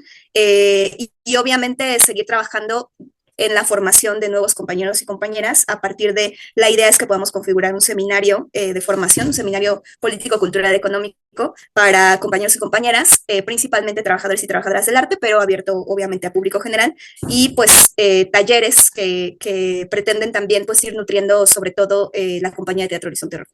Ok. ¿Algo más que quieras agregar, David? Bueno, sí, pues por ahí está el tema. Por supuesto, hay afortunadamente pues muchas cosas que queremos seguir haciendo, que queremos seguir organizando. Y bueno, ahí vamos como aprendiendo también y desaprendiendo y reaprendiendo a armar algunos procesos también de organización. Por supuesto que la parte formativa pues es bien importante, ¿no? Y para que la gente que de repente se va sumando diga, pues yo también quiero seguir haciendo esto, pues órale, ¿no? Más o menos así nos hemos organizado, aquí más o menos nos funciona así, pero me parece que siempre lo importante es tener claro como para qué, ¿no? Como tener bien claro el que si uno decide querer seguir haciendo esto por varios años, pues hay que encontrar la manera, ¿no? Hay que encontrar las maneras de poder llegar a puntos de acuerdo y a seguir generando cosas, ¿no? Pues sí, así es. Pues muy interesante esta charla, no fue una entrevista, siempre son charlas las que tenemos. Les agradecemos mucho, David, Violeta, por su tiempo, por los conocimientos que nos han compartido, y pues seguimos en pie de lucha y encontrándonos en este camino tan chistoso que es el de la lucha de clases. Ope Secleta, muy bien, muy bien. Gracias, Hermanito, no, pues, camaradas. al contrario, también un agradecimiento por la invitación, por el espacio para, como bien lo dices, para charlar. Ahí tendremos ya otros espacios para echar un cafecito o con pancito, porque si no hace daño, ¿no? Como para seguir cotorreando y, por supuesto, organizándonos y coincidiendo en el trabajo también, ¿no? Un abrazote, hermano. Así es. Pues un abrazote, gracias, cuídense y hasta la próxima. Bye. Abrazos. Hola camaradas, esto es Chao. Del Otro Lado del Río, la cápsula donde les presento noticias relevantes de las luchas sociales y movimientos obreros que suceden en Estados Unidos y que no son presentadas de forma completa por los medios de comunicación oficiales. Esta vez me voy a concentrar en presentarles 2 noticias principales: la movilización nacional No Kings y la preparación de una huelga general. Comencemos. Como tal vez ya sepan, el 18 de octubre sucedieron movilizaciones grandes a nivel nacional llamadas No Kings, o en español No Reyes, en contra de la administración de Trump. En estas movilizaciones se denunció las redadas violentas de migración, el apoyo que Estados Unidos le está dando a Israel, los ataques en contra de la educación, la presencia de la Guardia Nacional en diferentes estados, los despidos masivos y en general todos los ataques sucediendo en contra de la clase obrera por parte de la administración de Trump. Pero durante estas movilizaciones los medios captaron unas mantas en Nueva York que se empezaron a viralizar en las redes sociales y fueron mantas con el mensaje "Es tiempo de una huelga general". Luego, en la ciudad de Chicago, en el estado de Illinois, el alcalde demócrata Brandon Johnson también dio un discurso durante el meeting de No Kings, donde abiertamente hizo un llamado a una huelga general en contra de Trump y para forzar a los billonarios a invertir en programas sociales y las escuelas, pero claro, sin cuestionar el capitalismo o el Partido Demócrata. If my ancestors, as slaves, can lead the greatest general strike in the history of this country, taking it to the ultra-rich and big corporations, we can do the same today. I'm calling on black people, white people, brown people, Asian people, immigrants, gay people from around this country to stand up against tyranny and to send a clear message to the ultra-rich and big corporations. We are going to make them pay their fair share in taxes to fund our schools, to fund jobs, to fund healthcare, to fund transportation. Democracy will live on because of this generation. Y es importante mencionar un poco más sobre este alcalde porque él viene del movimiento obrero de Chicago y se puede decir que sigue usando ese movimiento y sus contactos para ayudar a su carrera política. También él ha estado presente en las conferencias sindicales de Labor Notes, un periódico obrero de base, y un frente que es el principal a nivel nacional que está activamente organizando en contra del chavismo sindical. Y menciono esto porque se le empezó a dar el crédito al alcalde de ser el primero en hacer este llamado a la acción como un líder y representante de las demandas de la clase obrera, pero en realidad los primeros en seriamente convocar una huelga general y empezar a ir más allá del discurso y organizarla fue el sindicato United Auto Workers, la UAW, como ya les había presentado en cápsulas anteriores. Y fue principalmente a través de las conferencias, eventos y contactos de Labor Notes que se empezó a planear para una huelga general para el 2028. Y está la pregunta de por qué los sindicatos están proponiendo hacer la huelga general hasta 2028. Y la razón principal es porque la UAW está proponiendo que todos los sindicatos pongan la fecha de negociación para sus contratos colectivos para el 2028, para que se pueda usar la huelga general para poder exigir cambios grandes a nivel nacional. Y a través de Labor Notes también han explicado que una huelga general se necesita planear, porque en el contexto actual nadie va a arriesgar su trabajo solo porque una organización hizo el llamado a la acción. Y es cierto porque sí han habido organizaciones individuales que han intentado hacer una huelga general recientemente por diferentes razones, como en solidaridad con Palestina o en solidaridad con los trabajadores agrícolas, etc. Pero nunca funciona por la espontaneidad en que hacen el llamado a la acción a través de sus redes sociales y su desconexión con la clase obrera a nivel nacional o hasta en sus ciudades individuales. Ahora regresando a la manifestación No Kings, aparte del alcalde de Chicago, representantes de diferentes sindicatos también abiertamente expresaron la necesidad de una huelga general, como la presidenta del sindicato Asociación de Auxiliares de Vuelo. And let me tell you something, if not, there is going to be a general strike, because before the system breaks, we are going to make sure that we take control as the people and the working people in this country. Thank you. Y sobre las movilizaciones de No Kings, los medios de comunicación como Fox News intentaron decir que las marchas fueron financiadas por opositores desconocidos, que cada manifestante fue pagado $500 y que el gobierno necesita investigar de dónde está viniendo el dinero que supuestamente financia las marchas, lo que causó que la población se burlara de esa acusación absurda. Y claro, a pesar de esas campañas y comentarios de los medios y el gobierno federal, las organizaciones sociales, los sindicatos, los estudiantes y la población general se siguen movilizando en diferentes estados en contra de la administración de Trump y en varias ciudades enfrentando la represión. Y así está una parte de la lucha por acá en estos días, camaradas. Les seguiré informando. Seguimos con Prolet Cult. Noticiero Hurtarte.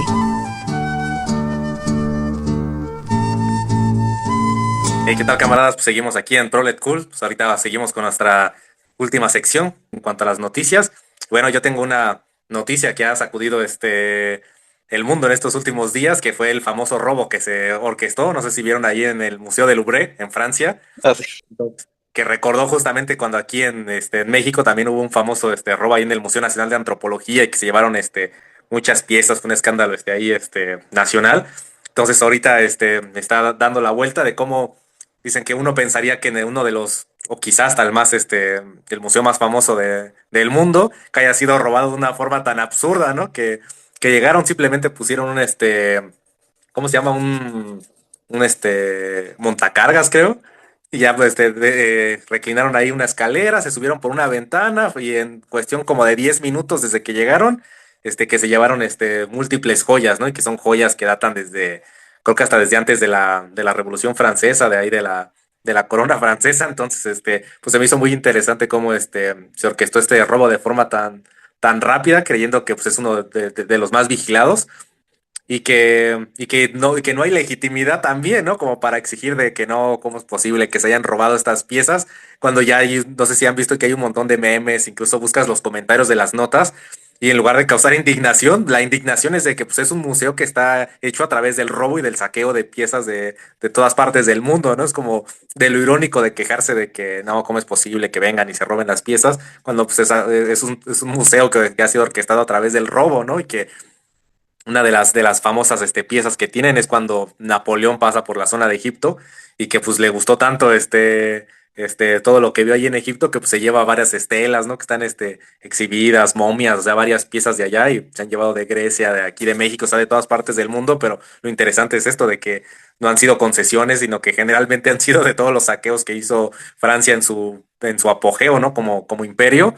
Y pues sí, básicamente es un poco de esa noticia que se me hizo muy interesante y pues las quería compartir ahí con ustedes. Pues yo traigo noticias que tienen que ver con la precariedad laboral y las pésimas condiciones de trabajo del sector de la cultura, básicamente a nivel federal.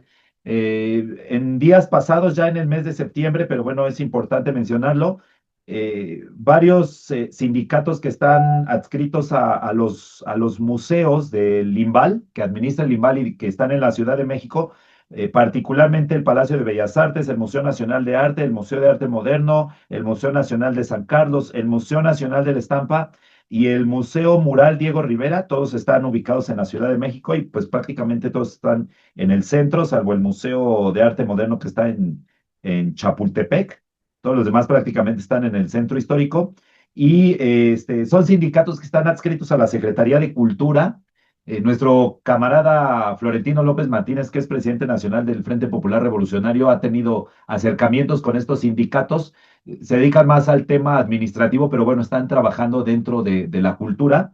Y bueno, pues decidieron cerrar estos museos de forma temporal, ya están funcionando, porque falta de uniformes de trabajo, solicitan que la provisión de vestimenta se lleve a cabo mediante tarjetas electrónicas, en fin. Hay una situación bastante compleja. Ya en otra cápsula había hablado del recorte que se ha venido realizando sistemáticamente año con año a lo largo de todo el régimen de la Cuarta T. Se le ha golpeado duramente a la cultura porque, pues bajo esta lógica vulgar, no sé cómo llamarla, grotesca de primero los pobres que ni están primero, pero que se considera que la cultura es algo ostentoso para los fifís. Esta lectura muy burda que tenía López Obrador de la cultura y que ahora Claudia Sheinbaum mantiene.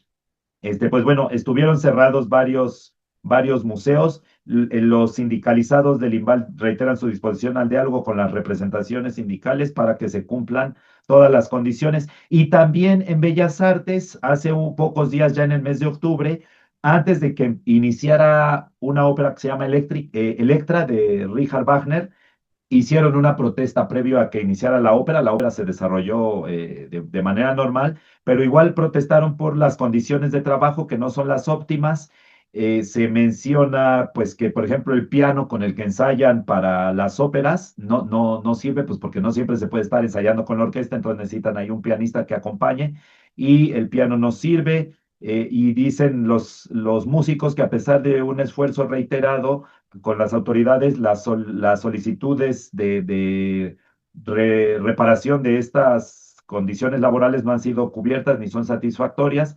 Y bueno, al parecer es algo constante para las personas que se dedican a la danza, para quienes están en la música, ¿no? Y bueno, hace rato que hablábamos del realismo socialista y de las esculturas, cómo esta supuestamente alta cultura fue llevada a las masas, al proletariado. Entonces, pues también son cosas importantes, ¿no? El ballet no tendría que ser visto como una cuestión elitista, la ópera debería ser digo, si a la banda, a alguien no le gusta la ópera, pues es muy respetable, pero que no le gusta una vez que la haya conocido y que sea accesible, ¿no? Para las masas.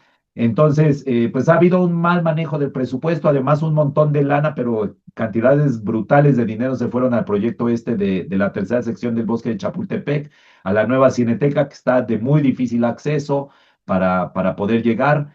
Y bueno, pues son las políticas culturales de la Cuarta T. Entonces, pues todo nuestro apoyo a estas trabajadoras y trabajadores del arte, y era lo que quería comentar. Sí, pues voy yo. Voy yo. Tengo un par de noticias que tengo ahí que quiero compartir. Bueno, pues ustedes saben que en estas semanas pues se llevó a cabo la Feria Internacional del Libro acá en la Ciudad de México. Estuvimos ahí un par de días, pues escuchando algunas conferencias interesantes de camaradas militantes de otras organizaciones y pues también escuchando como otras tantas conferencias, ¿no? Que no tienen mucho que ver, digamos, como con procesos críticos, ¿no? Pros y contras, ¿no? De esta Feria Internacional del Libro. Me parece que es un espacio importante para las editoriales independientes, como ya decía, de camaradas que pues logran exponer ahí también como mucha de la literatura que no necesariamente siempre está al alcance de la clase obrera, del pópulo, por decirlo de alguna manera, pero también el último día de la Feria del Libro, me tocó estar ahí con un compañero de la JC, a quien mandamos saludos a los compañeros de la JC de allá de Guadalajara, pues escuchando justo ¿no? Una conferencia que tenía que ver como con procesos de intervención en Venezuela, como con el Premio Nobel de Corina Machado y como todas estas cuestiones. Versaba interesante, y digo versaba interesante porque a final de cuentas, pues con el camarada con el que discutía como estas cuestiones, pues llegamos a la conclusión, o lo que llegamos a ver es que los eventos principales dentro de esta feria del libro estaban cargados de una narrativa que tenía que ver con la legitimidad hacia la 4T. Y yo siempre lo he platicado con muchos camaradas, con camarada Fex, en realidad también lo he platicado como bastante. Parece ser que muchos de estos actos que se suelen hacer en el centro de la ciudad fungen más como actos pedagógicos y como actos electoreros del partido que esté en el poder, ¿no? Porque al final de cuentas se terminó hablando de toda la solidaridad de Claudia con Cuba, de toda la solidaridad de Claudia y de la 4T con Venezuela, ¿no? Cuando la realidad es que pues no se han pronunciado explícitamente sobre los procesos de intervención en Venezuela, ¿no? Bueno, el atentado, ¿no? De intervención en Venezuela, pues cuando la realidad es que también Claudia nunca ha querido decir nada con respecto al genocidio en Gaza, por ejemplo, ¿no? Pero que con este tipo de eventos, ya sea la Feria del Libro, ya sea el concierto de Residente, ¿no? Insisto, para mí son actos pedagógicos en los que hay como una lavada de manos, ¿no? De decir, como gobierno no lo vamos a decir, pero tenemos estos espacios que además utilizamos para crear una narrativa pues que fortalezca al partido o al gobierno en curso, que pues, es el gobierno de la 4T, ¿no? Entonces, pues eso como primer punto, como primera noticia que les quería pues compartir. Es cierto, la Feria del Libro es un espacio importante para muchos camaradas independientes, pero pues por otra parte es esto, ¿no? Esta plataforma para enaltecer al gobierno de la 4T. Por otra parte, el mismo día nos tocó a este camarada de la JC Aldo, a quien mando saludos ahorita está en Venezuela, el camarada Absaldo y yo fuimos a un reconocimiento que se le hizo a Guillermo Briceño, pues un camarada que es importante dentro de la canción mexicana, ¿no? Afortunadamente pudimos llegar al evento en el que pues se reconoce su trayectoria, se le reconoce a él como pues alguien que ha aportado desde la música y desde las letras a la solidaridad, sobre todo con la clase obrera, ¿no? Eh, el evento fue organizado por Colectivo El Cerrojo, que es pues, un colectivo de camaradas músicos, músicas que pues siempre han estado a pie de lucha, pues solidarios, ¿no? Sobre todo con las luchas obreras, ahora con los desalojos en la Ciudad de México y pues con las causas zapatistas también siempre han estado como muy presentes, ¿no? Este reconocimiento que era entregar como la llave de la ciudad, pero no era así, era la llave de la canción de la Ciudad de México, pues se le entregó el camarada y otro maestro, León Chávez Texeiro, a quien pensamos que íbamos a ver cantar, pero pues al final ya no cantó. Sí cantó así Memo Briseño, y pues fue un acto pues simbólico, pero relevante, ¿no? Y que a final de cuentas también que creo que me deja un buen y mal sabor de boca porque pues yo esperaba que íbamos a llegar y íbamos a estar como bastantes personas queriendo ver a León porque hace mucho que no toca acá en la Ciudad de México, pues estaba de gira ahí por el mundo y pues éramos pocos realmente, ¿no? Y pues uno espera que como este tipo de figuras, pues como Memo, como León, pues reciban un tanto más de reconocimiento y sobre todo que pues sus letras sean escuchadas por más militancia, digamos, ¿no? Por más, por lo menos por más grupos disidentes, tal vez no militantes, pero sí activistas, sí disidencias, ¿no? Eso es algo como que me parece relevante. Y último, ahora sí ya lo prometo, todos estuvimos muy nostálgicos con el Tiny Desk de 31 minutos, ¿no? Estuvo muy bonito, estuvo muy bien hecho, estuvo como muy bien todo, pero también lo comentaba con algunos compañeros, siguiente Tiny Desk es Gloria Estefan hablando pestes de Fidel Castro en el Tiny Desk, ¿no? Esto nada más me lleva como a una conclusión rápida y concisa, ¿no? A veces creemos que estos medios que nacen desde el imperialismo son aliados, ¿no? Y solemos polarizar, es decir, si está en contra de Trump está bien y si no está mal, ¿no? Pero la realidad es que siguen siendo instrumentos del imperialismo. Digo, nos causó mucha nostalgia ver 31 minutos como en ese formato y demás, pero pues tenemos que entender a final de cuentas que este tipo de plataformas son plataformas del sistema, son plataformas del modo de producción capitalista que además utilizan a los artistas latinos, porque ahora es toda una serie de artistas latinos los que están saliendo, como venganza, porque el gobierno de Trump les cortó los fondos, ¿no? Porque era patrocinado aparte por el Estado. Entonces, ahorita pues está este compa Macario, ¿no? Está Silvana Estrada, 31 minutos, Gloria Estefan, ¿no? Y con un discurso completamente de odio contra Fidel Castro y contra el régimen cubano, ¿no? Entonces es como, hay nada más dejar claras esas cuestiones, ¿no? Entiendo que lo pudimos ver desde la nostalgia y desde la emoción y desde el corazón, pero no son aliados, ¿no? A final de cuentas tenemos que entender, son parte de esta tuerca del capitalismo, de este engranaje, ¿no? Que es el capitalismo hoy. Pues nada, los dejo con esas tres noticias rápidas. Listo. Bueno, yo les voy a hablar sobre cómo el 18 de el colectivo Cartoneros de la Ciudad de México realizó una manifestación cultural en Alameda Santa María la Ribera, para exigir el derecho al espacio público de la ciudad para promover la artesanía y la cultura. Y es que en días anteriores los cartoneros fueron quitados por autoridades locales de Cuauhtémoc mientras intentaban realizar un festival de la cartonería. Y mencionaron en su manifestación que han estado activos por años y hasta estuvieron ahí mismo en agosto y no hubo ningún problema. Entonces no saben por qué ahora sí ya los están quitando del espacio público, y aclararon que ellos como colectivo sí hicieron los trámites necesarios para obtener los permisos requeridos para realizar su festival, pero la administración pública a nivel alcaldía fue la que no gestionó los permisos que tenían que hacer, y eso provocó la situación que enfrentaron. Y también aclararon que su trabajo se funda en difundir el arte popular, el oficio de la cartonería. No solo se dedican a hacer piezas y venderlas, sino también investigan la cartonería, su origen, a la técnica, organizan talleres, etcétera. Y en sus redes y en la manifestación cultural que realizaron, empezaron a públicamente hacer las preguntas, ¿no? ¿Qué son los derechos culturales? ¿Cómo se pueden ejercer? ¿A quién los puede violentar? ¿Es lo mismo un vendedor que un artesano o artesana? Si los servidores públicos estarán capacitados para tratar a los artesanos y sus necesidades, y preguntas de ese tipo. Y exigen sensibilidad por parte de los funcionarios de los distintos niveles de gobierno, que los funcionarios se capaciten en el valor cultural de eventos como esos, y que se les den los permisos de acuerdo a la normativa y el derecho a usar el espacio público, ¿no? Para defender y difundir la cultura. Y en la manifestación cultural también pidieron que se difundiera esta noticia, ¿no? Para que más personas conozcan lo que sucedió, porque fue como un hecho un poco más aislado. Y también pueden encontrar su página en Facebook, se llaman Cartoneros de la Ciudad de México, para estar al tanto de su situación, ¿no? Que han enfrentado y pues continúan enfrentando. Y nomás para terminar, me gustaría compartir una de sus consignas que gritaron en la manifestación, que se me hizo buena. Dijeron: de norte a sur, de este a oeste, seguiremos cartoneando, cueste lo que cueste. Y se me hizo buena esa. Y ahí terminaría esa noticia. Bueno, camaradas, pues esto fue el noticiero, y esto fue una emisión más de Prolet Cult. Antes de despedir, no me puedo quedar con las ganas de decirlo. Dos cosas de las noticias que dio Rima Roja. Hay un disco, me parece verdaderamente extraordinario, que grabaron precisamente Guillermo Briceño y León Chávez Texeiro. Es un homenaje a León, precisamente se llama Ya no quedan muchos leones, lo recomendamos ampliamente, es un discazo. Y efectivamente, sobre la noticia de 31 minutos, pues el imperialismo no es monolítico, y el capitalismo y la burguesía no son monolíticas, también hay confrontaciones entre esos grupos, y así se manifiesta, ¿no? Pues nada más era lo único que quería decir, y si no quieren agregar nada más, pues despedimos esta nueva edición de Prolet Cult. Muchas gracias a las personas que vean este podcast, el podcast artístico cultural más rojo de la red, y nos vemos en la próxima emisión, y suerte, camaradas.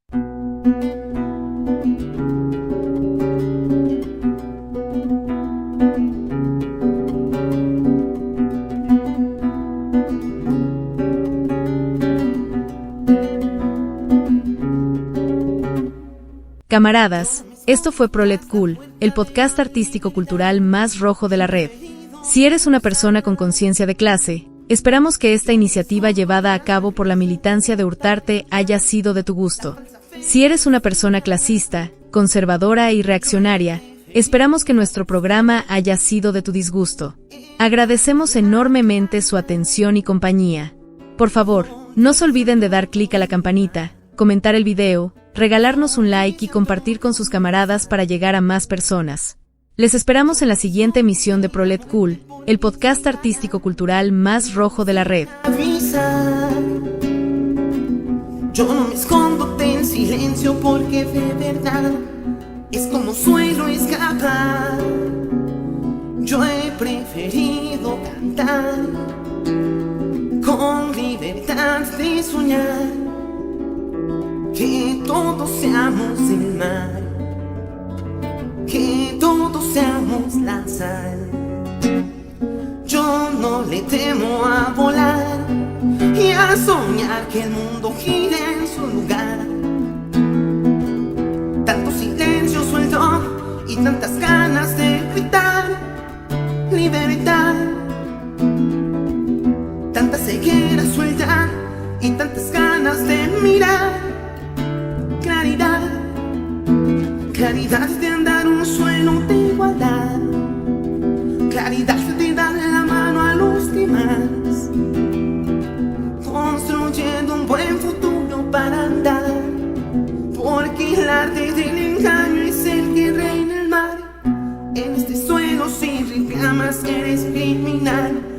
por exhibir la verdad. En este cielo al que vuelan lo hacen recordar que bajo el suelo hay lugar.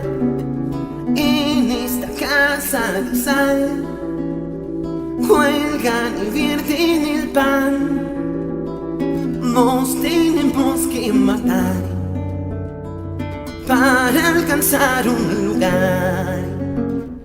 En esta casa de sal la esperanza nos amarra del pilar. De este camino viejo que los que son más viejos nos dejarán, para seguir a marchar que los que vienen seguirán sin cesar. En esta casa de sal quiero sembrar semillitas que germinen dignidad. En esta casa de sal yo prefiero reclamar. Yo no me escondo de gritar aunque me juzgarán. Es relativo el andar. Yo no me escondo del ensueño porque llega ya y hay que ayudarlo a pasar. Yo no me escondo tras la puerta de la libertad. Yo he preferido cruzar.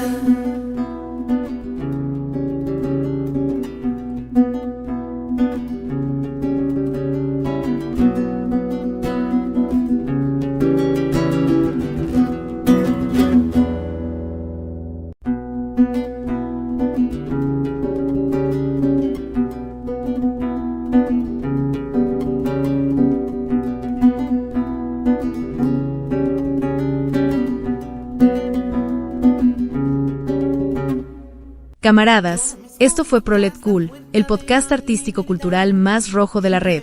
Si eres una persona con conciencia de clase, esperamos que esta iniciativa llevada a cabo por la militancia de Hurtarte haya sido de tu gusto. Si eres una persona clasista, conservadora y reaccionaria, esperamos que nuestro programa haya sido de tu disgusto. Agradecemos enormemente su atención y compañía. Por favor, no se olviden de dar clic a la campanita, comentar el video, regalarnos un like y compartir con sus camaradas para llegar a más personas. Les esperamos en la siguiente emisión de Prolet Cool, el podcast artístico-cultural más rojo de la red. Yo no me escondo en silencio porque de verdad es como suelo escapar.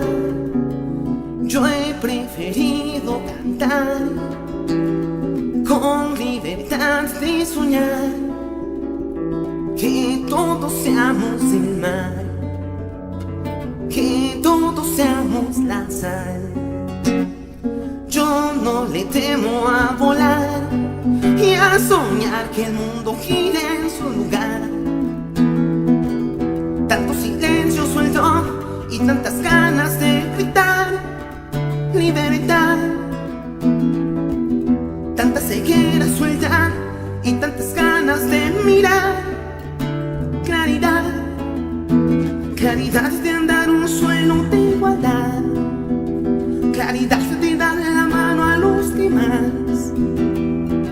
Construyendo un buen futuro para andar. Porque el arte del engaño es el que reina el mar. En este suelo si reclamas eres criminal por exhibir la verdad. En este cielo al que vuelan lo hacen recordar que bajo el suelo hay lugar. En esta casa de sal cuelgan y vierten el pan. Nos tenemos que matar para alcanzar un lugar. En esta casa de sal la esperanza nos amarra del pilar. De este camino viejo que los que son más viejos nos dejarán, para seguir a marchar que los que vienen seguirán sin cesar. En esta casa de sal quiero sembrar semillitas que germinen dignidad. esa casa de sal. Yo prefiero reclamar. Yo no me escondo de gritar aunque me juzgarán. Es relativo el andar. Yo no me escondo del ensueño porque llega ya. Y hay que ayudarlo a pasar. Yo no me escondo tras la puerta de la libertad. Yo he preferido cruzar.